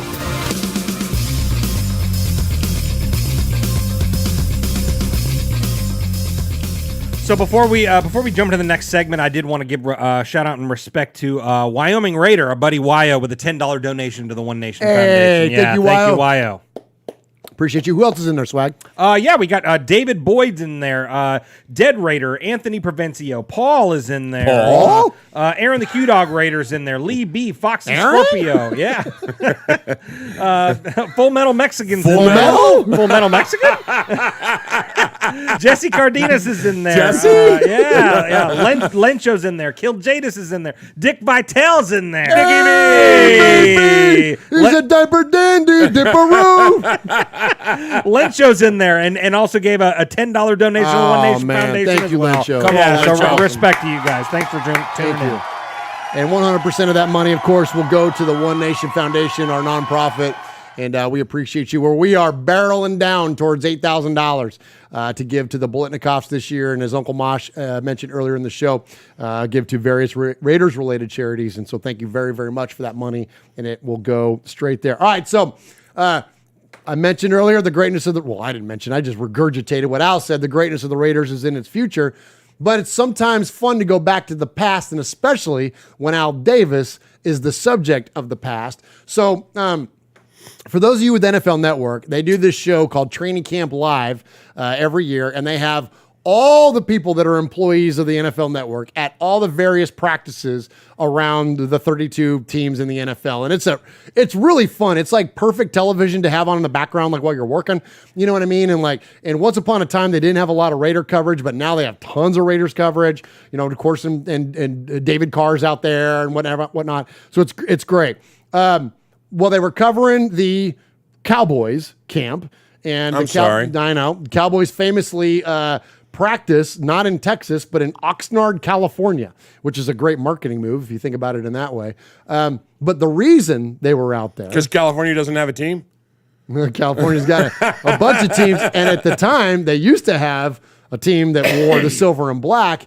And Al Davis invited Jerry, the owner of the Dallas Cowboys, in 1989 to bring his team to California to practice against the Raiders. And here's a cool story that Jerry had to tell about Al Davis. Al Davis invited us right here. He had his radars right out here on this same practice field. But he had a fence that was almost as high as seemingly these trees. He didn't want anybody looking at what the team was doing. There were no fans at all. But I remember we bust up. Boy, I got out. I wanted to be the first one through the door. Al opened the door. There, Al Davis sitting there and reached out and grabbed his hand. Boy, we walked out there, that team in '89, and had a great day. And I said, this is the NFL. It was a big day for me. So I feel that almost every time I initially walk out. All right. So, listen, I'm not a big fan of Jarrah, but I will say this. He's got a massive reverence for Al Davis. He's always been incredibly complimentary of Al Davis, and he will tell you he modeled the way that he, whether good, bad, or indifferent, the way he runs the Dallas Cowboys is because he modeled it after the way that Al Davis ran the Raiders. And so, right? You know what I mean? So it's hard not to have at least a little bit of respect. And anytime someone speaks with reverence about Al, then you know, you have friends that you call when you got to bury a body, and then you got friends that you work with, you know, and then you got mentors, you know, and sometimes those three things can overlap. And I think that was how it was with Jerry and Al. You know, they started out friendly, and then they became close because of their working relationship within the NFL, AFL, and all the mergers and all the stuff. And then it was us against the world, you know, the owners against the NFL, and what can we do to better the game? And then Al elevated himself to that mentorship for Jerry and so many others, you know, and then so those three things kind of overlapped, where it was instead of becoming friendly, they became friends, and then work relationships, and then mentor, you know, Padawan. There it was, Kev. You know, it's Emperor and Vader. You know, and don't go any more on that, okay? I said it. Let's move on. But that's, you know, that's how it was, and so you got to have a modicum of respect for Jerry for that because of his respect for Al, and that's as far as it goes with Jerry. Absolutely. There you go. Great point. There Yes, you go. Hey, so Tyrone Graves in the chat, $5 donation to the One Nation Foundation. Does Hollins riding with DCDA and Hunter Renfrow mean anything? I'm telling you, that guy's going to be your number two, and especially in the red zone. There you go. Forever, what I talked about Brian Edwards when we drafted him. Yeah. What did I used to? I've said this a million times. Derek loves that guy. He loves that kind of receiver. When you look at the most prolific season Derek Carr has had in 2016, who was he throwing to? Jared Cook, Michael Crabtree, and Andre Holmes. Like, most of his touchdowns went to those three guys. What did they all have in common? Big bodies, big hands, vice grips, high point the ball. That's what he loves. So that's why when they drafted Brian Edwards, we thought that's what he was going to turn into. Now, unfortunately, he didn't evolve or develop the way that we thought that he was going to. But we know Mac Hollins can do that. Right. We've seen him doing it now in camp. I think Mac Hollins is going to be potentially one of our breakout players on offense this year. Because that's what Derek Carr loves. He'll be, here it is. Here's my bold prediction. He'll be Andre Holmes. He'll be the guy that'll only catch 3 or 4 passes a game, but 2 of them will be for touchdowns. There you go. You know what I mean? Like, that's kind of what we're looking at, I think, with Matt Collins. So, There you go. I think it means a lot to Roan. That's a great question. There you go. Absolutely. So, and also the Raider Den in the chat with a $20 donation to the One Nation Foundation, and David Boyd with a $20 donation Oh to the my One Nation gosh, Foundation. thank you guys. Nice. Man, So that's respect to all you guys. We Lee appreciate it B's so right. much. Damn, the donations are rolling in. Respect. Yeah, we that's love it. awesome. That's awesome. And you know what? We need to, we hadn't even talked about this, but we need to give away something next show. It's been a minute since we did some Summer of Swag. We need to for sure. We'll pull an autograph piece here from the fan cave or something, and we'll auction it off next week because we are barreling towards that 8,000, but we haven't got there yet, so we definitely need to kick that up a little bit. There in the Q Dog Raider says all we like tonight so far is a Murph rant. Well, you got a little mini one there about big wide receivers there for Derek. All right, so here's. The reason I'm wearing beast mode tonight is that we've got some really, really fun Marshawn stuff. So all this talk about, training camp live and this NFL Network shows that go on and it's just on. The NFL Network is 24/7 pretty much in my house. And I just love these shows, being somebody that works from home a lot. And it reminded me of 2017 when Marshawn Lynch crashed the set of NFL Network. Of course, his longtime friend Michael Robinson, who he played with in Seattle, was there doing a camp for the Raiders. Was Mike Robb and Colleen Wolfe, and so this is funny. So here's Marshawn coming over. You hear him start to flirt with Colleen Wolfe, and then he realizes she's wearing a ring, and so you hear his tone change a little bit, and so it's pretty funny. But this is the absolute legend that is Marshawn Lynch, going back to 2017 Raiders training camp on NFL Live. What's happening? What's happening? Up? Where the people at? Big dog. They're Big right dog. there. What's up, man? Shit, I'm coolin'. What's happening? You can't say that on TV, come on. bro. You can't say I that. couldn't, but shit, y'all the ones told me to come over here. You can't. Y'all knew what time it was before I came over here. I know, and I love you for that. But look, though. What's good, baby? Talk about being back in Oakland, man. What's up with What have you been doing with yourself? Right now. I ain't been doing nothing. I know, but how do you feel about being back in the city running this football? Look, hey, no. Listen, let's talk. Look, and I just told you, I don't run on the huddle and mess up your huddle and mess up with your job on the field and mess up your job. Right, you don't. So I'm trying to ask you a question that people want to know. But this is different. I ain't come over here for nothing. I came over here to holler at my dog and his partner. I love you, man. What's up? That's my guy right How's here. it feel to be back on the team? That's cool. You gonna do the normal thing, right? And ask questions about all the... No, we can talk about your soul food restaurant that you bought. See, look, you. Why you ain't telling me you got the all dipping in my business? No, too early. Jump the gun. You breaking news. Bit like a big mouth bass, No, baby. listen, I like soul food, so when I saw that, I was like, oh, he got a soul food. So that's our first date to the soul. Oh my God. Oh no, look at this Money. thing. I'm sorry. You Yes, no. sorry. Those are notes. That is very nice. No, I'm sorry. Thank you. Right there. Thank Yeah, you. very nice. So we will not be dating. No. We're going on a date to the soul food restaurant. Hey, I'll bring my husband. I'm gonna charge you a little extra though, just because I'm gonna charge him a little bit more too though. What's up, big dog? Oh my What you want to get back to this community, man? Life. Explain it. Mike, it's life, man.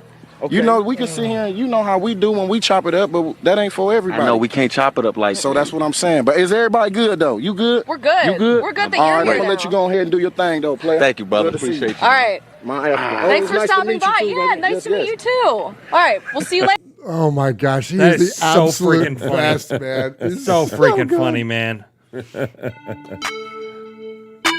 for you, Hefe.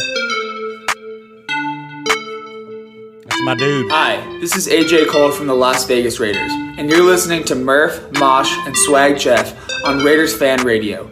Just win, baby.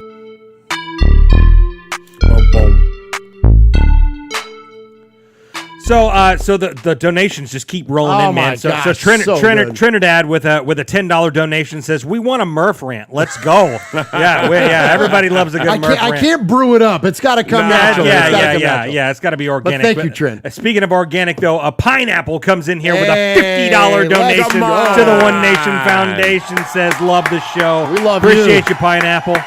We love you. That's awesome, man. Appreciate you so very, very much. Everybody that's in the chat room, Silver and Black today. Oh my gosh, it's our buddy Scott Hey, Gilbranson. Scott. He says, shout out to Murph and the boys. Much love from Scott and Mo. Absolute. Thank you, guys. And we brought it up earlier on the show that we are so thankful for the opportunity to be part of your show post-game coming up this season. And so thank you guys very, very much. Silver and Black today. Our good friends, Scott Gobranson and Mo Moten. Man, that's awesome. That's awesome. Cool. That's awesome. All right. We've got 3 more.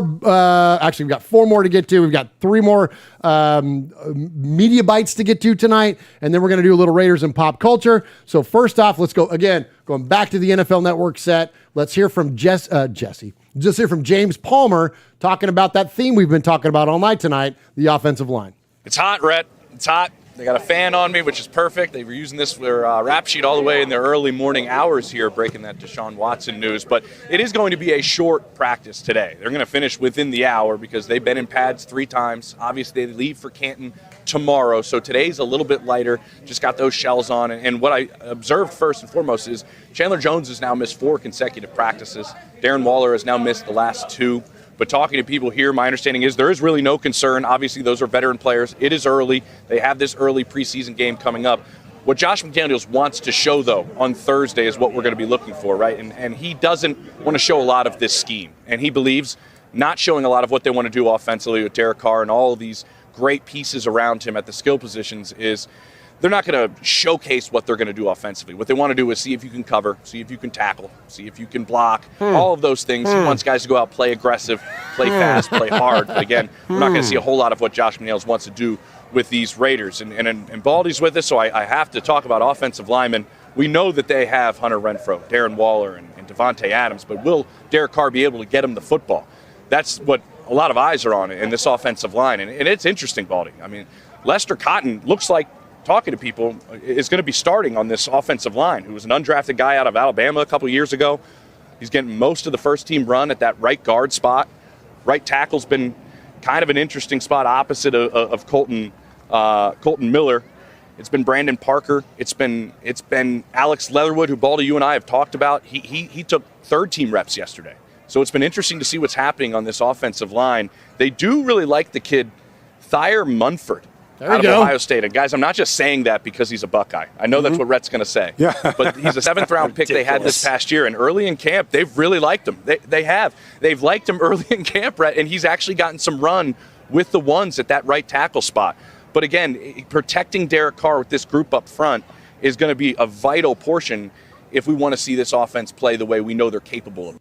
All right, so Mosh, so it's interesting, like at the risk of being repetitive, because I know we've talked a lot about the offensive line already tonight, but it's like the reoccurring theme to me is this depth. Like, yes, okay, I hear on the surface, Alex Leatherwood is taking third team reps. Okay, so on the surface, that doesn't sound great. But if he's making room for someone else to take reps in there and they're higher on these other players that we've drafted, like that's kind of a good sign. Like, it's a real good sign. It's not as much of a damnation of that this guy's not as good. It's more of a lift up that these other players are playing great. Is that how you take it? No, that's exactly, and that's what that's been the reoccurring theme throughout the entire show is that we've been saying our depth chart is such that when you look at it and you go, Leatherwood, who was supposed to be the saving grace when we brought him in, blah, blah, blah, is now down taking reps with the third string, So that says first and second have stepped up. And if first and second are stepping up, man, you better work harder, third string. Absolutely, yeah. I mean, it's it's a good problem to have. Thank you. And you mentioned it with Mullen, right? That he's down on the depth chart because he hasn't been able to prove that he can stay healthy.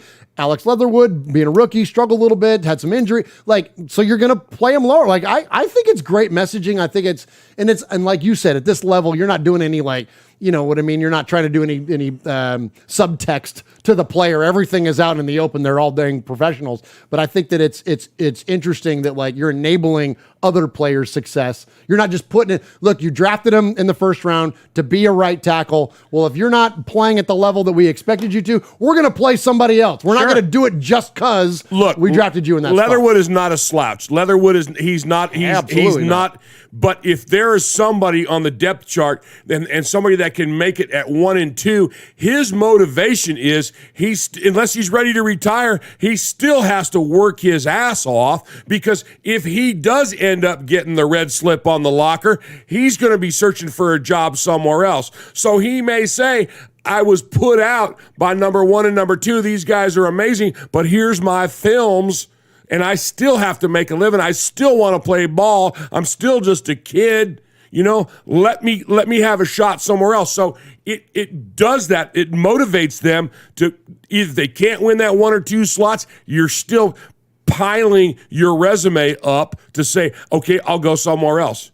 And that's what good coaches do, is if they can coach them up saying, you gotta win these spots, or you gotta work your tail off to the best of your ability, and we'll help you get on somewhere else. Hope to, if you're not dressed in silver and black, hope to see you on the other sideline someday. Tape don't lie. Tape don't lie. Tape don't lie, and it's their resume. That's an NFL athlete's resume, is the tape that you put down, and Mosh is absolutely right.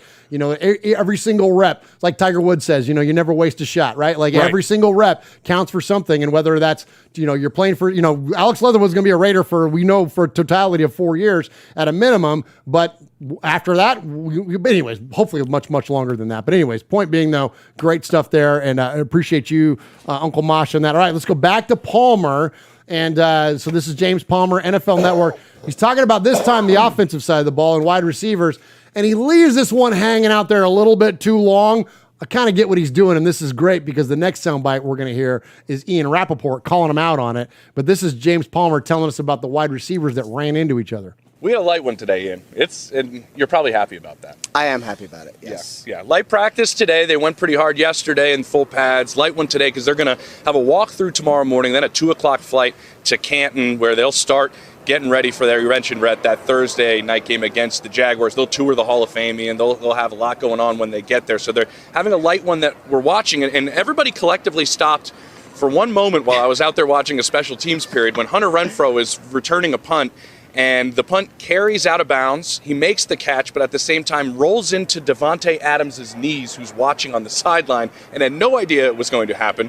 That's Derek Carr's offense, Ian, right there, colliding with one another during a special teams here. But everybody's Thanks, fine. James. But there is talk about who else out of that receiver group after those top 2 options is going to step up. And a name that I keep hearing since we've been here is Mac Hollins. It really is. In the red zone period that I was just watching, he made the catch of the day up and over a defender in the corner of the end zone. Bigger body receiver. We know he's going to make this team because of the special teams player he is, but he's competing with, say, Keelan Cole, and he's competing with Tyron Johnson, who comes over from the Chargers, who they really like, who can run like the wind blows. But they're looking for those other pieces around those big 3 for Derek Carr. All right, there we go. Yeah, so he kind of leaves that thing sitting out there for a minute, that the 2 wide receivers collide. Here I'm thinking, I'm having visions of Johnny Lee Higgins and Lewis Murphy running into each other on routes. One of the most embarrassing plays in the history of the Raiders. But that's not what happened. He rolled up into him and everybody's fine. But this is funny because now check out Ian Rappaport. First of all, you took way too long to mention that everyone was okay after that practice. You lure them in, Yeah, I mean, the storytelling, I guess, was immaculate. But if you're a Raiders fan, I don't think you thought that was very funny. But thank you, Ian.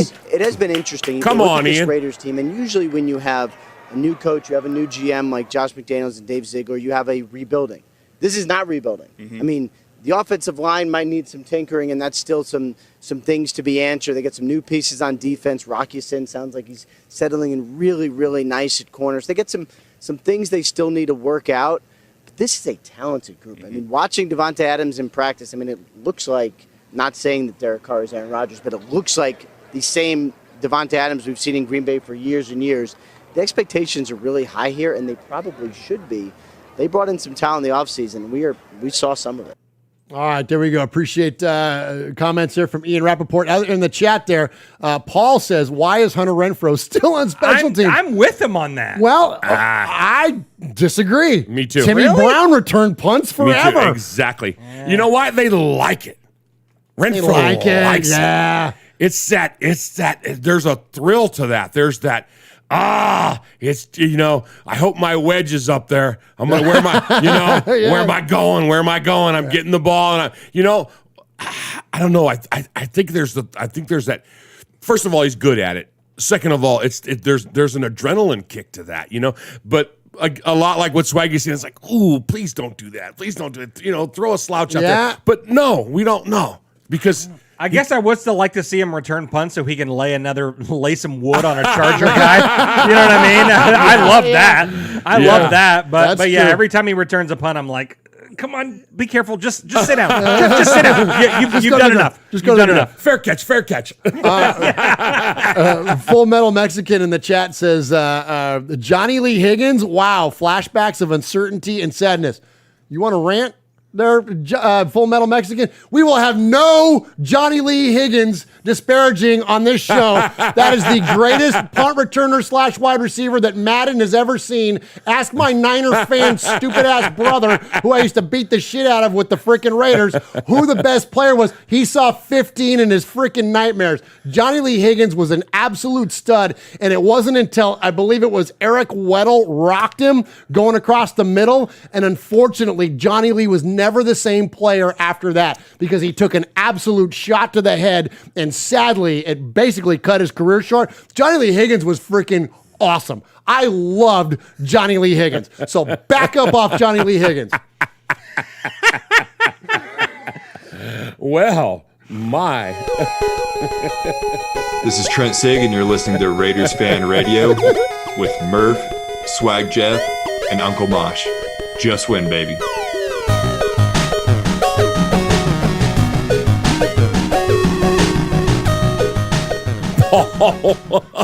Paul, you're cracking me That up. was pretty funny. We'll just move on. All right, so I've got one more for you. So this is Raiders and Pop Culture. So this is where we take something that the Raiders have done, whether that be a player, whether that be, I don't know, whatever, and it ends up in something cool, like a song or a movie or whatever, a TV show, whatever. Well, every once in a while, it's kind of like pop culture in the Raiders. It kind of bleeds over and goes the other way. So here's what we've got this week. Uncle Mosh, you ready for this? I'm ready. Come on with your bad self. All right. So for those of you on the audio podcast. Jeez, I got to pee. Getting out my lightsaber, and we've got not Raiders and pop culture. We've got pop culture in the Raiders, and we're going to go back to our guy, Marshawn Lynch, as I don't know what this is from. I saw it in a Twitter post. Marshawn Lynch does the voiceover for Darth Vader. No, he doesn't. In Star Wars A New Hope, the scene where Darth Vader's standing up over the council there, the Empire Council, and he's choking the guy, right? You know what I'm talking about? No, I don't know. Anyway, go ahead. You know what I'm talking about. And if give me a minute, I'll come up with that guy's name too. But anyway, so he's choking the guy, and then and Grand Moff Tarkin says, Vader, release him, right? And so then Vader releases him, and he turns around and walks off. So they're in this like full-on sound studio, right? And they've got the monitor up there with this scene playing. Can you see this on the YouTube? You can see this on the YouTube, okay? And it's so funny. So Marshawn is doing the voice of Darth Vader, and this is what it sounded like. Do I get to say it in my own words? Well, you can say whatever you want to say. Hell yeah. As long as it fits in that spot, let's give it a shot. All right.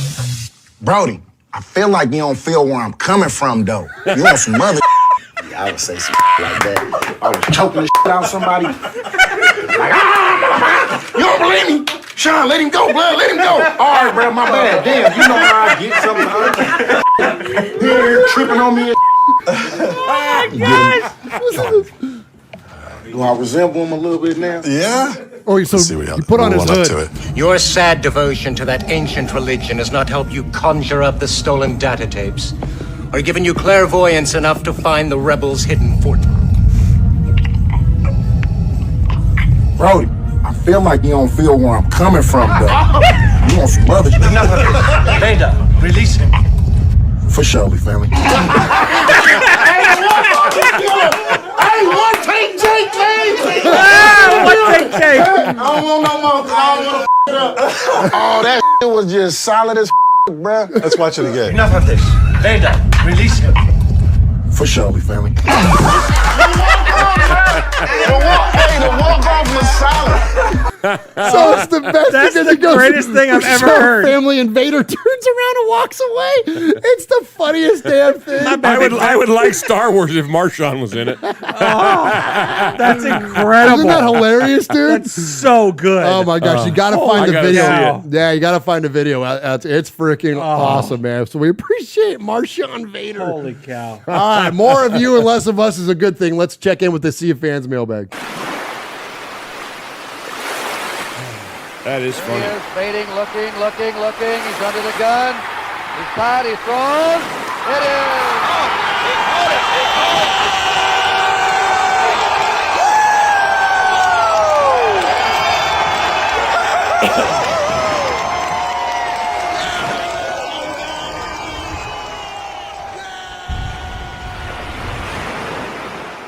All right, appreciate everybody checking us out tonight on the YouTubes at youtube.com/Raiders Fan Radio. Appreciate all the amazing super chats that are in there, and we appreciate our good friends like Paul, PSP Raiderette, Aaron the Q-Dog Raider, Lee B, Victory Raider, Kiljadis, Full Metal Mexican, David Kellenberger. Appreciate everyone that's in there. Trinidad is in there.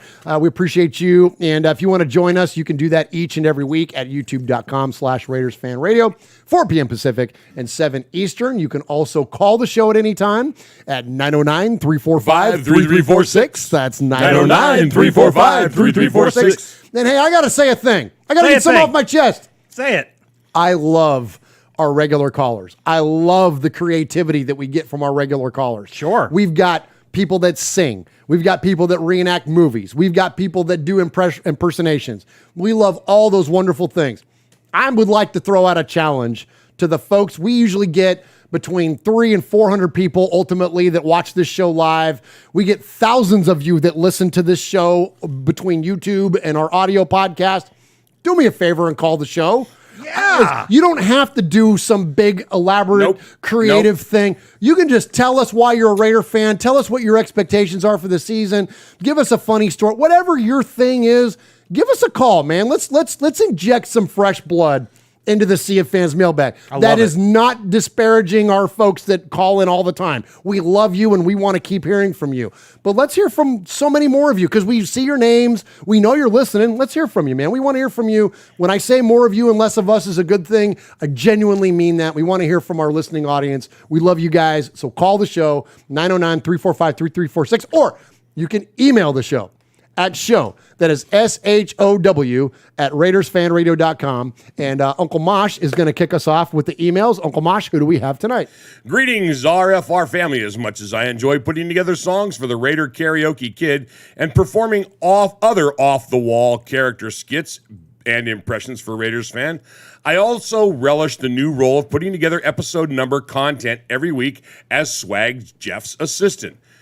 Which is why I was so upset last week when Swag Jeff went on vacation and the nugget I came up with for episode 253 was never used. It was actually a really good one, celebrating something great that happened back in 1968. Instead, we had to listen to a sad tale from Murph. Oh. And I started to feel a little uncomfortable. The same way Randy Hansen used to always feel whenever Tom Cable walked into the room. Or the way any licensed massage therapist would feel upon receiving a call from Deshaun Watson. Yikes. Anyway, is that too soon? Anyway, I will simply take my seat at the saltiest loser table and move on. The real reason for my email, however, is a continued discussion of Paul's fanatic email from last week.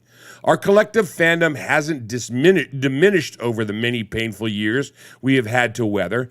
And then last year, in the face of all the adversity, we finally began to take back what is rightfully ours. And we did it in front of a national television audience amongst a sea of doubters and those two Steeler fans that kept showing toward the tail end of the contest. You're welcome for your playoff appearance last year, by the way. But here is my only list of things to watch for 2022 to continue Paul's narrative. Biggest leap. Trayvon mowing, the obvious low-hanging fruit would be Alex Leatherwood. But I think an even bigger leap will be made this year by the second-year safety. Last year, he was just starting to figure out his role on the back end of the now famed Gus Bradley Cover 3 defense. but his play is still both steady and consistent, though not flashy. It is true that he could have made the big play, which might have sealed the win at the end of the Washington game last year, but he couldn't come up with the interception. That won't happen this year. I'm predicting that Mowing will have 5 interceptions in 2022, which will probably put him in the league's top 5. And if it doesn't land him a Pro Bowl nod, he should at least receive an honorable mention. The prove it year, Clee Farrell. Oh. F to the E to the R to the R to the E to the L to the L. It ain't Farrell. I know. His name should never be pronounced, only spelled out Q-Dog style. Anyway, the much maligned pick from 2019 has been like a confused nomad wandering through the desert in search of water. He was overpicked. The team didn't have enough overall talent surrounding him on the defensive front, and he found more of a home as an interior placeholder, eating up blocks, which I thought he did a most adequate job with. But now that his option has not been picked up and a new Patrick Graham scheme is in place, all the pressure is off, as are the training wheels. With the proper motivation and coaching, I'm predicting that Clee will have a bounce-back year and rejuvenate his career. He can also make himself some money next year, whether it's with the Raiders or some other team. I would love nothing better than seeing Clee have a solid season and have the Raiders rework a deal to bring him back in 2023. Player on a knife's edge. Trayvon Mullen. When healthy, he is both proven and dependable, but the biggest question with him is his availability piece. When you look at the Raiders' long-term plans, it's easy to write him off simply because he only made it through 5 games last year, and injury-prone corners don't usually last in the NFL. I think we've heard that in nauseum on this show tonight. Yeah, right. If he can come back from injury and play like he did the first 2 years, the Raiders could be set on one side for the next 3 or 4 years at least. But I'm hoping that being the player on the knife's edge means that Mullen is able to make a strong return rather than have the knife's edge be just another surgery, which would mark his exit. Yeah. Most underrated, the linebacking core of Brown, Butler, and Diablo. Nice, good call. Everyone has been talking about Denzel Perryman, and rightfully so. But I think these 3 guys can be difference makers, not only in run support, but also in coverage. Diablo has worked out so far as a converted linebacker from safety, and I absolutely love that the Raiders brought over Brown from Tennessee, and Stud. Butler has been turning heads so far in camp. There may not be any Pro Bowlers in this group, but I think they will all play way above their pay grades and provide excellent value for the defensive side of the ball. Best rookie, Jason Horowitz, the new voice of the Raiders. This is not to knock Brent Musburger, but he will never be truly known as the voice of the Raiders. The organization has now brought in a talent who is fairly young and will establish himself this year to become part of the integral fabric that is Raider Nation. I can't wait to hear what his new signature call will be whenever the Raiders score, which I believe will be early and often in 2022. Best of luck to Jason in his new role, and I'm looking forward to listening to him. Nice. Best new addition. Offense, who do you think it is? Davante Adams. Despite all that, what's already been said, DA will hook up with his buddy DC, and I predict that he will lead the team in touchdowns, although maybe not in total receptions or total yardage gain, but DA will be there all year, especially when it counts most. Best new addition, defense, Chandler Jones. He's seen it, he's done it, and now he is set to help take down the rest of the AFC West. Along with his tag team partner, Max Crosby, I was hopeful with Yannick. I am expectant with Chandler. Let's go. Surprise player, Alex Bars. A year ago on the Only Nation podcast, I made the bold statement before the season started that Richie Incognito would not be coming back from injury. Turns out I was right. Well, that was kind of a no-brainer, though. But not to disparage your guess. Yeah. Last month, I also predicted that Denzel Good would be ready to start the season, and now he is retired, 2 for 2. But Bars, who was picked up through free agency, is going to end up being the guy that Denzel Good was 2 years ago. A guy who can jump in anywhere on the offensive line and be productive when you need him. New coach, Carmen, values guys who can play. What do they call him? What do you call himself? Carm. Yeah, Carm. Where in the world is Carmen Brasilo? That's so damn funny, dude. And if Alex is not one of the starting guards, I think you'll see him in a lot of formations and sets. And if that's the case, you don't have to hear his name called out very much. You'll know he's doing a great job and doing well. Best player, again, anybody want to guess? Derek Carr would be the obvious answer. You would think, but I'm going with Darren Waller. This is the year he will convert all the doubters about who the best tight end in the game happens to be. Derek will have a great year, and Devontae will have a great year, but Waller will turn out to be the team's best player and the nightmare matchup that we all knew he would be for opposing teams. But you know what? That's been brought up before. Well, sure. You know, that he's the best player. He's the best athlete. But now he's going to be even more open. Yeah, that's the thing, though, right? Yeah. Only this year, no one, all in caps, will be able to stop him.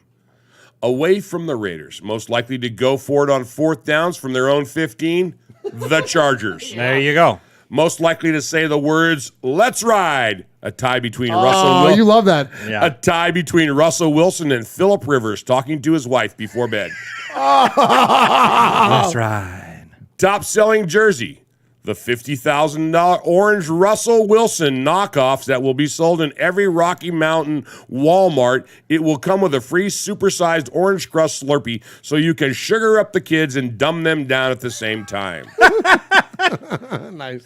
Most likely to throw to throw toward Tyreek Hill. Drew Lock, no matter what team he plays for. Nice. Most likely to study his playbook this year.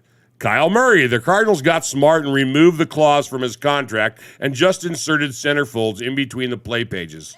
Oh, my gosh. Most likely to eat everything on his plate and then eat the plate. Andy Reid. Hey. Most likely to work his way to the top of the Eiffel Tower and plant a Raiders flag to remind the French of who their daddy really is. Uncle Ma! Hey! Take care, Raider Nation, and congratulations once again to the late Cliff Branch, yours affectionately, T-Hom, assistant to the assistant to the assistant general manager of show episode numbers, companion to the Raider karaoke kids, Sergeant Joe Friday, the American Nightmare, and a host of others, proud made man, 7-time winner of the BRT Sizzler, 2021 Gemini Award winner, and current co-leader for the saltiest loser for the 2023 Fannies. Nice. Of course, we're getting a lot of fat of the week comments in there, Mosh. Oh, man. Fact of the week. You look like melted ice cream. Ugh, I can actually hear you getting fatter. Says he's fat. Who's fat? Too fat. Big fat fatty. That's still one of my favorites. It's the best. Funny. That never gets old. Hello, Murph, Mosh, and the Sultan of Swag. The Hall of Fame game is next Thursday, and I'm emailing this on Wednesday, and I cannot wait. After waiting for so many years, Cliff Branch will finally be inducted into his rightful place in the Hall of Fame. Can I just make a statement on that? Please. Anybody that even has one iota of skepticism, and they probably won't be listening to this show, just go back and look at Cliffy's numbers and compare them to the people that are ahead of him. That's all I want to say. Just do that. Just do that. If you even have one even smidgen of like, well, maybe the Hall of Fame did this because we talked about that with Coach Flores. You know, well, he didn't have, the best winning, blah, blah, blah, blah, blah. Just go back and look at Cliff's numbers. Just do it. And you're going to be like, this is a serious travesty. I'll even give you 3 names: Harold Carmichael, Drew Pearson, Lynn Swan. Just compare Cliff to them. Just look at dominates it. them. Yeah, and these were people that played at the same time. Just go look at it. Yeah. Just go look. Good call, Mosh. Thank you for saying that. After waiting, although he is not there, I know that he will be watching from heaven with a big smile on his face as he is inducted, and he will be, and as we steamroll the Jaguars and Doug Peterson next year. I really hope that Lester Hayes gets inducted into the Hall of Fame. Let's go. He has the stats to prove why he is a Hall of Famer, but of course, we all know that the inductee committee, or whatever they are a bunch of dingbats. The judge deserves to be in the Hall of Fame, and that, of course, means Paul's longtime wish will finally be granted. Now, I want to tell you all a story that happened to me on Monday. I was at Universal Studios, and I was in line for a roller coaster. All of a sudden, I see the bandwagon Queefs fan wearing a Queefs shirt. Suddenly, I have the urge to scream, "Raiders are better!" right in his face. I didn't know because I'm a decent human being. Then again, since we're such unique individuals, I probably should have done it. If I had done it, he probably would have started crying like Andy Walrus Reed would if the doctor told him that no more snacks. He would explode, which if you give it 1 or 2 years, seems likely anyway. I wish everyone a pleasant evening and Paul a pleasant morning. Raider Shank. Hey, nice. Shank. And last but not least, Paul? Hey, everybody. Hope you're all well. I'm starting the week off with a rant, and the topic is clowns. There have been many clowns over the years. From the circus entertainers with exploding cars to rodeos across North America and Stephen King's brilliant, evil, and twisted Pennywise. Wow. Like many things these days, though, they don't seem as common as they once were. And now, as much in the public eye, there are still some among us, though. And they are the scariest of all because they have power. I'm talking about the Hall of Fame voting committee. We all know the rich history of football is littered with many great players and coaches from teams across the spectrum, and the Hall of Fame was a grand idea during its inception. The great and the good can be honored with a lavish ceremony and be remembered in a museum where fans from all over the globe can pay their own respects and learn from their illustrious careers. Well, here's the rub. They may have had the right idea when the Hall of Fame was first discussed, but they made the fatal mistake of putting the voting side of things into the hands of a bunch of Raider-hating, incompetent shit-for-brains who have no idea what the real shining light of football have achieved. At this point, I could go apocalyptic about my disappointment for Lester Hayes again this year. And trust me, that's an anger that burns like a stomach ulcer. But no, my rant is aimed at the fact that they had an opportunity to show the world the importance women have played in the NFL. Amy Trask didn't just do a good job as chief executive of the Raiders. She excelled at it, improved the position, and it was said by many that she was the glue that held the organization together. And just how many women have been employed or given opportunities because of her? Inducting Amy Trask this year would have sent a powerful message, especially in light of the Washington email scandal and the current Deshaun Watson saga. What Amy did and continues to do should be celebrated with the sport's highest honor. It was simply the right thing to do. But the modern-day clowns can't see past their own self-importance, and these fools are just not funny anymore. Every year we're left having to do this on behalf of the Raiders that's been shunned for no good reason. Shame on you again, Canton. Perhaps Amy should have worked for the Steelers or Cowboys instead. Oh. That being said, they do get it right every now and then, every 30 years in our case, and this weekend belongs to Cliff Branch. I personally believe he stands alongside Tim Brown as the greatest of our receivers. I wish the great man was here to see what we thought of him, but sadly it's not meant to be. I'll raise a glass of something to him and proudly wipe the tears off my fat old face at the same time. It's a proud moment for his family and friends and the Raider Nation as a whole. So to all the representatives making the trip, have a wonderful weekend. We'll all be thinking of you, Mr. Branch, sir. Believe it or not, I've tried to stay calm this preseason and not get into my feelings too much about what we're going to do. Be sensible, I said to myself. Act your age, which was going quite well. Then I saw footage of the guys in pads and DC dropping dimes for Devontae Adams. And I was like a kid on Christmas morning. Nice. I'm now in full screw everybody, we're going to win it all mode. And I can't wait to see the game on Thursday night. Elsewhere in the league, over the Jim Henson workshop in Missouri, Kermit picked up an injury. I don't know what the latest is, but I hope it's nothing trivial. And, of course, the big story is Deshaun Watson. A 6-game ban? ... Really? Tell me again why Colin Kaepernick is such a villain for trying to do a good thing. Yet the sort of thing can happen and he pays his way out of trouble. If there's any kind of decency left in Roger Goodell, then he will address this if he can. But I'm back to the red nose, big shoes, and squirty flowers brigade again. Oh, nice. So the clock is ticking, and we're now only hours away from seeing one of the finest sights you can ever wish to see. The silver and black running onto the field in a game starting our journey towards the Super Bowl. And the wonderful TV company over here has decided to show the game live. Hey. Let's go, Raiders. Stay safe, RFR family. Love you, Raider Nation. His Lordship, the Royal Scribe, Paul Egerton, Shropshire, Mississippi, Polly Award winner 2019 and 2022.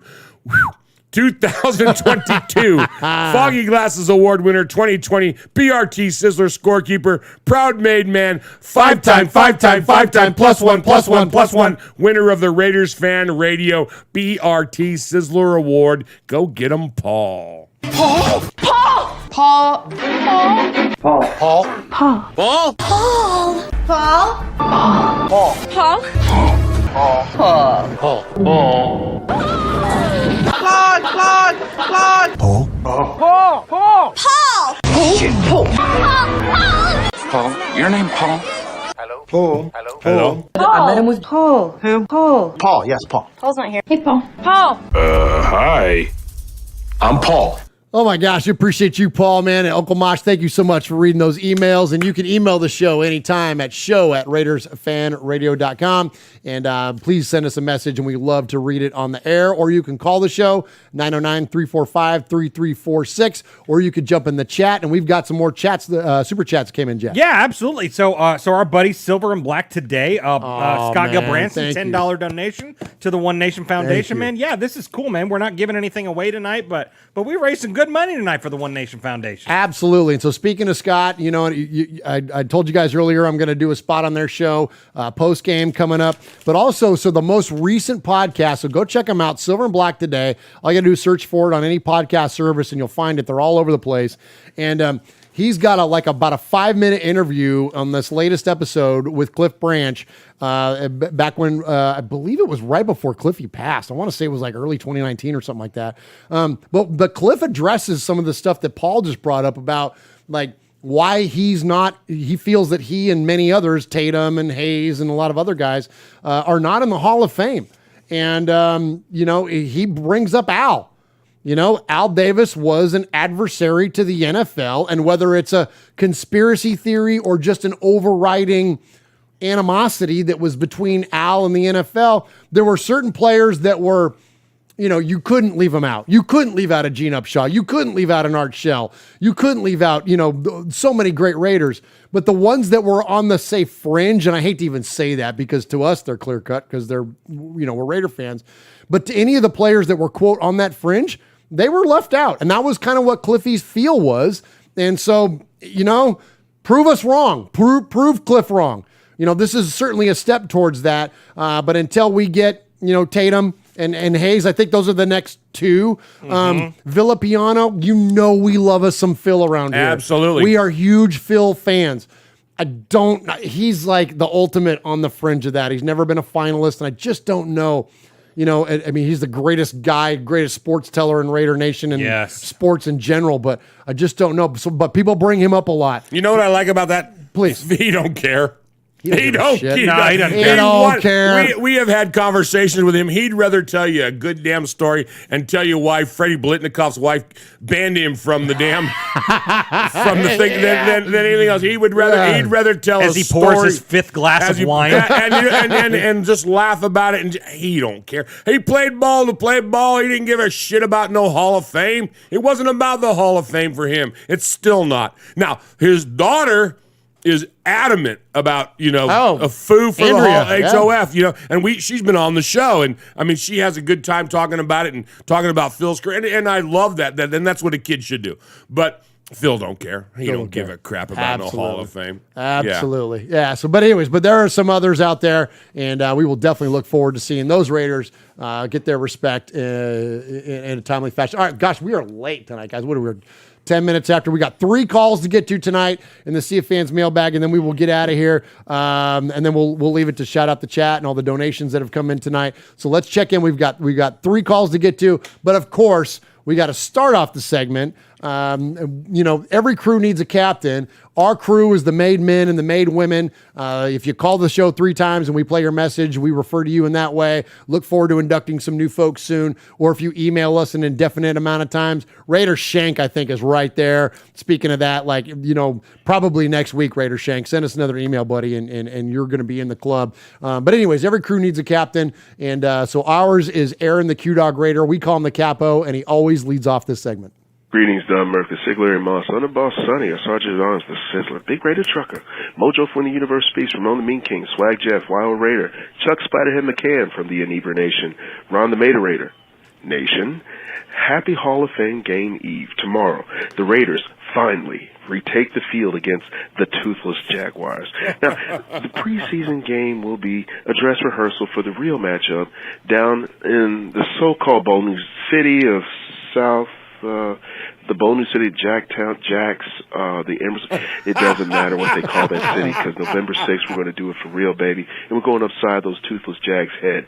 Now, I look forward to watching the progress displayed by our young defenders like Nate Hobbs, Trayvon Merrick, Devon Diablo, Malcolm Kuntz, Amik Robinson, Isaiah Polomau, and Neil Farrell. Not so much for Cleve Farrell, but amid the speculation whether Josh McDaniels 2.0 will translate into higher heights for the silver and black, a telltale sign of value is beginning to reveal itself for the Patriots.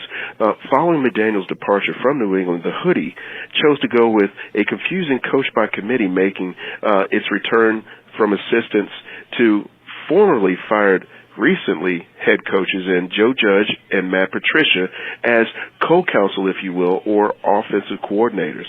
Now, Patricia has officially been dubbed as the senior football advisor / offensive line coach, and while Judge might serve as the offensive assistant and quarterbacks coach, it doesn't really matter. The oddball assignments to the start of the 2022 training camp have not been a stroke of genius thus far and have actually led to an early regression of the offense and their quarterback, young Mac Jones. According to the Providence Journal, training camp has been labeled as concerning. On Monday, Patriots beat writer Mark Daniels explained that following an impressive showing in voluntary OTAs this spring, without pads, mind you, Mac Jones hit 87% of his throws and has slipped all the way down to only 52% in the final 2 days of practice just last week while the team went in pads.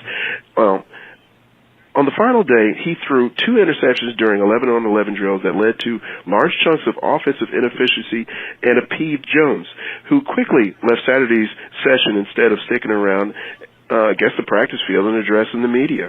Hell, even our quarterback has the gall in order to basically tell the media to pump their brakes whenever they get a little bit too loose in the paint with him these days. Now, through Monday's practice, Jones had 3 interceptions and has hovered around the 50% range on his passes each day.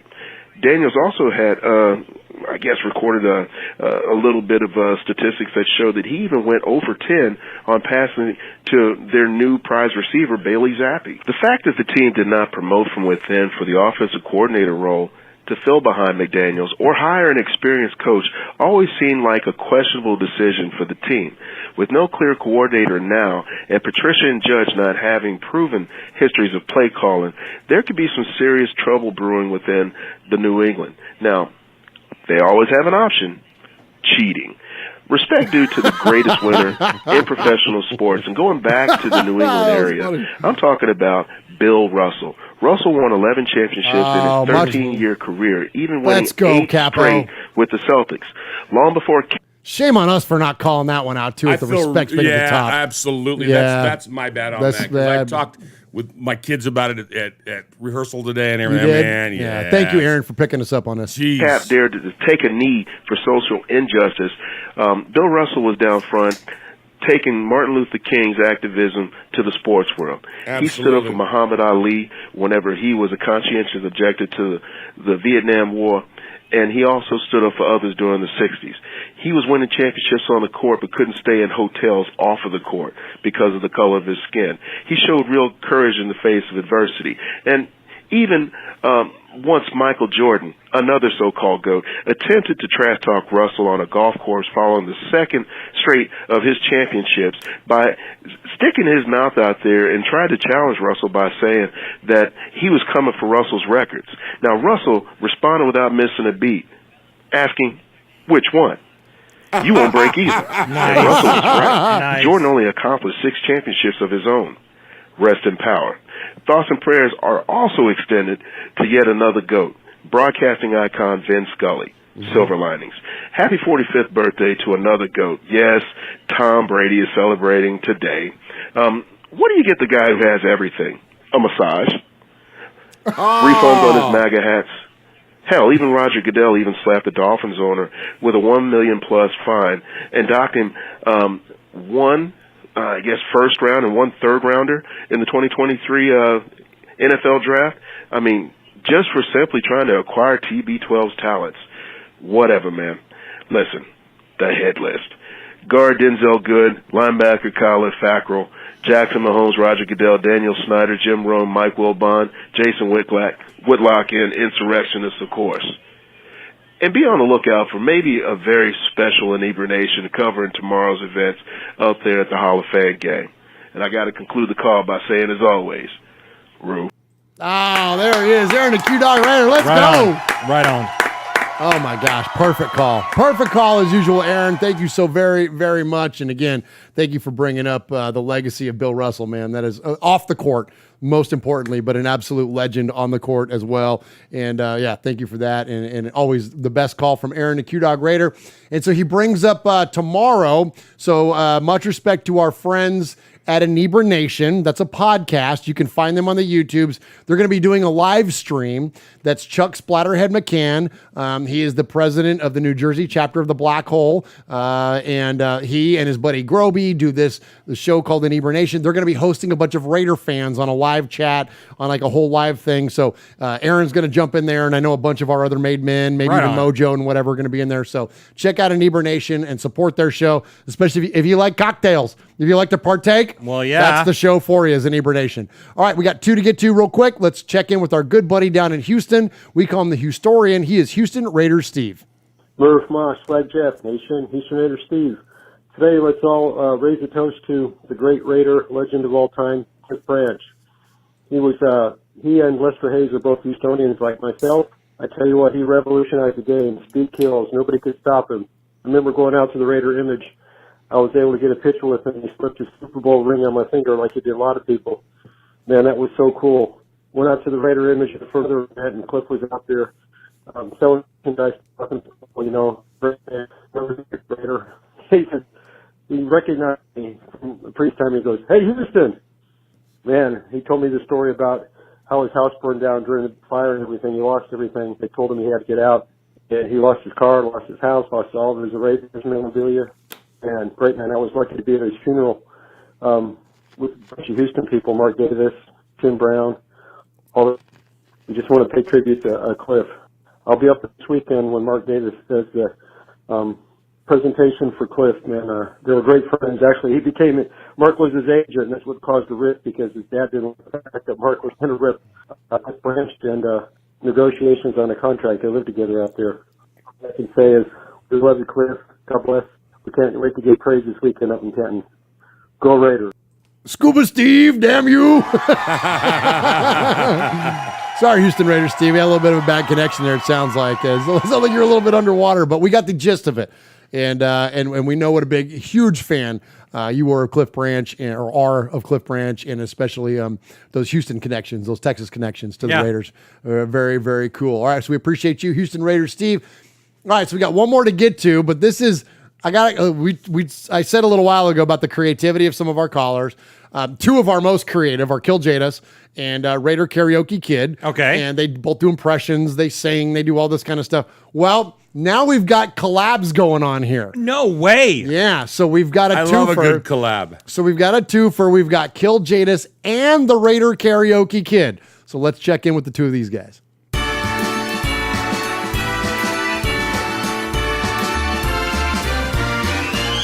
It's the most wonderful time of the year. With the ref's whistle blowing, And fans will be going to choke down some beer. it's the most wonderful time of the year. It's the happiest season of all. With those good pregame greetings and all the tailgatings that friends come to call. It's the happiest season of all.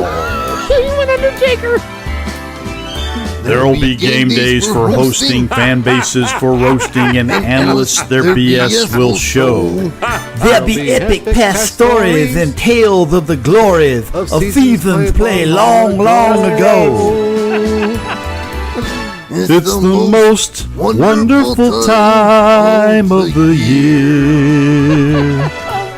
There'll be much QB sacking and silver and blacking to bring us good cheer. It's the most wonderful time of the year.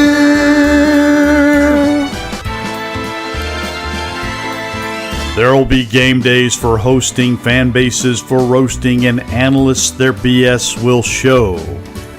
There'll be epic past stories and tales of the glories of seasons played long, long ago.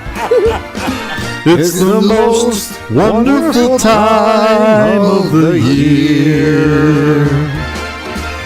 There'll be much QB sacking and silver and blacking to bring us good cheer. It's the most wonderful time. It's the most wonderful time. It's the most wonderful time of the year. Oh my! It's football season. Yeah, preseason. Shut up. I love Sizzler. Sizzler. Without a doubt. Without a doubt. Fantastic. One of the best we've had. The Sizzler right off the bat. So funny. But we did hear from T-Hom. He wrote us a book. He had some rants and some predictions. War and Peace, we it call was him. War and Peace. War and Peace by T-Hom. Raider Shank, he kept his cool. I'm glad he did in Universal. And then Paul broke down the clown drama that is the Hall of Fame. Capo, of course, started us off a review of spring training and a shout out to Bill Russell. Thank you so much for that. Houston Raider Steve, a toast to Cliffy, and some obvious Cliffy reminiscings that were wonderful and right on time. But that Sizzler Award going to Kill Jadis and the Raider Karaoke Kid. Paul, mark this down. It's not the first time that two people have got the Sizzler, but it's the first time that a collab from two separate that have got that. And they are Sizzler worthy. And I love how somebody right off the bat wrote, somebody gonna be putting some pressure for the Gemini Award. It's a Gemini Award. I'm loving it. Yeah. Foxy Scorpio says, not since Bohemian Rhapsody has anyone used overdub so ingeniously.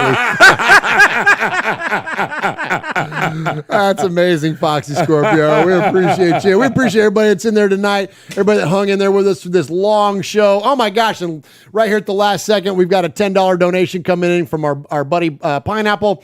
He says, aloha, RFR. Aloha to you, my friend, and appreciate that. And I hope that bottle of Intercept wine autographed by Charles Woodson has made it to you by now. If not, it should be there any minute. But also, Full Metal Mexican is in there. Kill Jadis is in there. Paul Edgerton. Ron the Materator is in there. Lee B. Jason Thomas. Raider Cam. So many of our good friends. Aaron the Q-Dog Raider. Murph. Yes, sir. Murph. Yes. We are Metallica, and we are here for your Oakland Raiders! You know why we out here, and we ain't playing around today. From The Walking Dead to errant Jedi Knights, Raiders fans are a rogues gallery.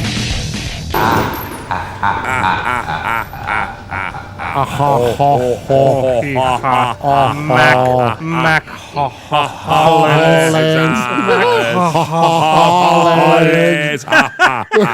Pineapple says he got the wine. Thanks. You're very, very welcome. And we appreciate everybody that is joining the chat room tonight. Appreciate all of you. Thank you, Uncle Mosh, for keeping me straight and getting to the Rogues Gallery there. Oh, my God, I try. It's, you know what I mean? Like, it's a late night. Like, details. Hey, All right, Q-Dog, if you had a bet, we went under 3. We did go Two under. and a half. We did go under Two and a 3 half. We did hours. 2.5. Yeah, There you go. we're right at it. And so thank you to all of you tonight that participated. Thank you everybody in the chat. Don't forget, hit us up. Show at RaidersFanRadio.com.